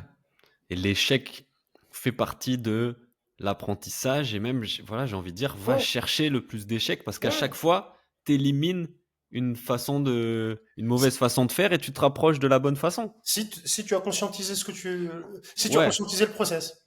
ouais, si t'es dans cette démarche, bien sûr. Si juste, ah, je perds, je suis triste, je gagne, je suis content, oui, bon, ben là, tu Voilà. vas pas. Ah, je perds, je sais pas pourquoi j'ai perdu. Hmm, Je retourne à la salle pousser de la fonte. ouais. Je retourne driller beaucoup de techniques. Je sais pas pourquoi j'ai perdu. J'y retourne. Hmm, Ouais, C'est pour ça que tu peux revenir dans 10 ans, il y en aura, ils auront pas beaucoup progressé. ouais. Mmh, mmh, Donc, mmh. euh, donc voilà, donc l'idée, s'il y en a qui ont des enfants et qui veulent qu'ils progressent, bah, au début, ne leur mettez pas trop de pression. En fait, c'est comme tout, faut leur donner. S'ils n'ont pas l'amour de la discipline, faut aimer ce qu'on fait en fait, tu vois. Faut Mmh. aimer. En plus, Bilal, Ouais. il était dans un environnement où il s'entraînait, il y avait ses cousins, il y avait ses frères, donc c'était un environnement un peu familial. Tu sais, Ouais. il kiffait, tu vois. Mmh. Donc c'était fun. Tu Mmh. vois, c'était pas. Moi, comment dire? Des fois, je suis sur les compètes, il y a des mecs qui me disent, ouais, avec mon fils, je galère. Tac, je lui dis ça, je lui montre la technique, mais il veut pas, mais ça passe pas. Je fais, oh, putain, ouais, ça va être chaud là, frère. Tu vois, il a quel âge? 9 ans. Je fais, mec, tu vas le dégoûter. Mmh. Et il a pas passé l'adolescence encore en plus. Ouais. Ouais. Tu vois? Ouais, Donc, je pense enfant, vraiment, le plaisir, il doit rester au cœur plaisir, de plaisir. Et puis tout sur le le plaisir, long, hein. sur le Mais plaisir, tu peux mettre de la technique très précise. ouais. Sur le jeu, tu peux distiller des concepts, tu vois? Tac, Mmh. et tu les intègres. Et il les Ouais. intègre, tu vois? Boum. Ouais, ouais, ouais. Et voilà pour. Mmh. Voilà, mais Top. peut-être qu'il y en a qui croient que je les pousse absolument à faire du JB. Non. Pendant un moment, ils Mmh. voulaient faire du foot. Je lui dis, bah vas-y, va faire du foot. Mmh. Ouais, c'est pas ma vie en fait. Ouais.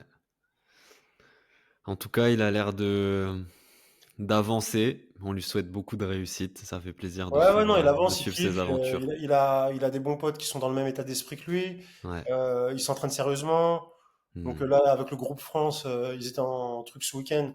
Ils kiffent en fait. C'est des Ouais, jeunes, ils ont la même passion. c'est une Euh, aventure de ouf. c'est une belle aventure. Ouais. Donc c'est cool. Yes. Top, Samir, on va arriver bientôt au bout là de mes questions en tout cas, mais déjà, je te remercie pour cet échange et je pense que ça plaira aussi beaucoup à ceux qui nous écoutent là, ceux qui sont encore là en tout cas. Hem, Parlons un petit peu de l'avenir là. Il me semble que tu as des projets, des challenges qui arrivent, j'ai vu que tu parlais du projet Senkai, je crois? Senkai Jiu-Jitsu, ça Si va être, tu peux m je pense, ça va être mon dernier gros projet. OK. C'est le dernier truc, tu vois. Je sais pas quand sortira ton podcast. En tout cas, là, à l'heure où nous sommes, il sortira dans quelques jours. Mmh, OK. Euh, c'est une capsule, la salle du temps. Tu rentres dedans, tu ressors, t'es un super guerrier. En gros, je schématise. Ouais. Je voulais pas faire un énième site, un énième, une énième application. Moi, les sites internet en ligne pour apprendre le jiu-jitsu, mon premier site, tu sais en quelle année je l'ai fait? Site hein, online avec un abonnement en ligne, j'ai fait en 2015. Mmh. 2015, c'était il y a 10 ans. Là, beaucoup ont leur site et on a l'impression que c'est. Enfin, voilà. C'est. Moi, depuis 2015, tu vois, je l'ai fait. Euh, mais je voulais pas refaire un site pour faire un site. Je voulais pas faire un truc. Donc, c'est ni un Mmh. site, c'est ni une app, c'est une capsule. Une Capsule ex temporelle. une Elle va, aventure, une expérience, une une expérience. OK.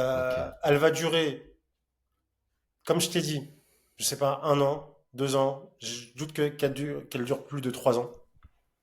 C'est une capsule temporelle. En fait, tu rentres dedans, prends ce qu'il y a à prendre, et c'est tout mon savoir condensé, transmis. Donc il y a.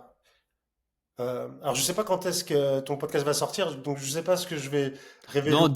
dis pas tout. Disons que Mais du coup, en tout cas, quoi qu'il arrive, vu que c'est un podcast qui va perdurer dans le temps, mmh. pour les personnes qui visionnent ce podcast à ce moment-là, on peut pas rentrer dans la capsule comme ça en fait. Mmh. Ok, il y a des temps d'ouverture, il y a des espaces temporels, Des portails, des portails, des vortex. Donc OK, c'est sur liste d'attente OK. tous les 4 mois ou 6 mois ou peut-être une année. Il y aura qu'un portail dans l'année. Mmh. Je suis pas là pour ramasser du monde. Je suis pas là pour. Mmh. Je veux que ceux qui viennent, c'est ceux qui résonnent avec mon discours, qui sentent de la résonance. Je fais pas de pub payante, Mmh. rien. J'estime que mon message, il va toucher les personnes qui doivent l'entendre. Ouais. Et les gens me connaissent, moi, c'est depuis 15 ans, plus de 10 ans, je suis sur YouTube. J'ai Mmh. 1200 vidéos gratuites sur YouTube. Mmh. Donc les gens savent. Et en fait, il y aura en fait une valeur ajoutée que je vais pas faire juste un site pour un site.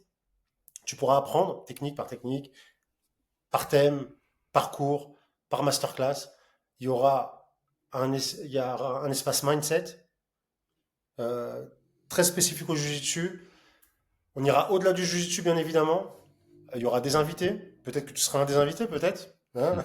Pourquoi pas. Ok, Euh, Et il y a une surprise à l'intérieur de la plateforme ok. dont je ne peux pas parler maintenant parce que je ne sais pas quand est-ce que ça va sortir. Hmm. Mais je réserve comment dire, la surprise de pour les personnes qui seront au live du 2 novembre Ouais. quand je présenterai le truc. Ça. Je mettrai peut-être le lien du portail et vous verrez s'il est ouvert ou pas. Ouais, voilà. Au pire, vous irez sur mon Insta et Ouais. vous vous mettrez sur liste d'attente si le portail n'est Hmm. pas ouvert. Ok. Et voilà, et on va kiffer. En fait, c'est un projet qui, je me suis dit, ah ouais. Enfin, j'ai rencontré quelqu'un qui m'a dit, oh, on peut faire ça, ça, ça, ça. Je fais, ah oui, putain.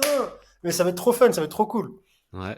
Donc, et comme, et vraiment, hein, je vais tout donner, comme Kobe Bryant sur son dernier match. Hmm. Je sais pas combien de temps ça va durer. 1 an, 2 ans, je pense pas que ça durera plus de 3 ans. Ok. Pour tout transmettre, pour tout valider. Après, je me casse. Je supprime toutes mes vidéos sur YouTube, je supprime tout. Ok. Waouh. Waouh. Tout. Voilà. Génial. Il me tarde de voir ça. Euh, il me semble que tu étais en recherche aussi de projets sportifs là pour la suite. J'avais vu sur Instagram, tu demandais un nouveau challenge, un nouveau projet sportif à tenter. Ouais, T'as putain, trouvé un truc ou pas? putain, je sais pas. Non, t'as pas En, trouvé en encore. Ok. fait, ouais, depuis que j'ai arrêté la compète, il me manque un truc, tu vois. Et Mhm. donc, je voulais faire autre chose. J'ai pensé triathlon, machin. Pendant un moment, je m'étais chauffé pour faire des Ironman, tu vois. Ok. Mais c'est balèze. En fait, ce qui m'a refroidi, c'est le temps de préparation. Parce qu'en fait, Ouais. tu prépares quasiment 1 an et j'ai pas l'énergie de faire ça, tu vois. Ouais. Ouais. Ouais. Ok. Et en fait, Donc, pour faire bref, le vrai truc que je kiffe, c'est le jiu-jitsu en vrai. ouais. Tu vois, et j'ai pas envie de reprendre la compétition, j'ai pas envie. Mhm. J'ai pas envie, mais je kiffe Ouais. trop le jiu-jitsu. Hmm. Hmm. En fait, passer du temps hors du tatami pour préparer autre chose, Ouais, je comprends. ça me saoule un peu. Hmm. Donc je verrai, on À verra. voir comment tu peux peut-être mêler les deux. À On voir. verra. Peut-être que, je sais pas. Mais en tout cas, en tout cas, j'en suis arrivé à cette conclusion-là. Je kiffe vraiment trop le jiu-jitsu pour faire autre chose. Hmm. Ouais. Ouais. Il y a tellement de choses à apprendre tout le temps, tu vois. J'ai pas envie de m'éloigner. Mhm. Parce qu'en fait, quand Ouais, tu mais c'est t'éloignes clair, je trop, comprends. tu perds un peu le move, tu vois. Ouais. Même si tu Ouais. reviens, là, je veux pas perdre ce tempo, tu vois. Hmm. Hmm. Je Donc, ouais. comprends. Je comprends. Donc, on verra. Top, Samir, merci beaucoup. Si vous écoutez encore ce podcast là à cet instant, merci, merci beaucoup aussi. Merci pour ton honnêteté, ton authenticité, ta présence aussi. Là, tu vois, on était présent et voilà. Si cet épisode il vous a touché, il vous a inspiré, faites-le voyager, partagez-le à une personne, mettez un petit commentaire, ça nous aidera à faire rayonner ce type de conversation là que moi j'apprécie. Vraiment. Donc merci beaucoup Samir. Je te souhaite beaucoup de réussite pour la suite là pour tous tes projets. Bah, merci à toi, Paul. Merci pour l'invitation. Et merci à tous de nous avoir suivis. Et n'hésitez pas à liker, partager la vidéo. Yes, et allez suivre et proposer des défis à Samir qui est en recherche de challenge sur Instagram. Salut tout le monde, on se retrouve bientôt là pour un nouvel épisode. Beaucoup de réussite et du bon jujitsu. Oh, Os! ça.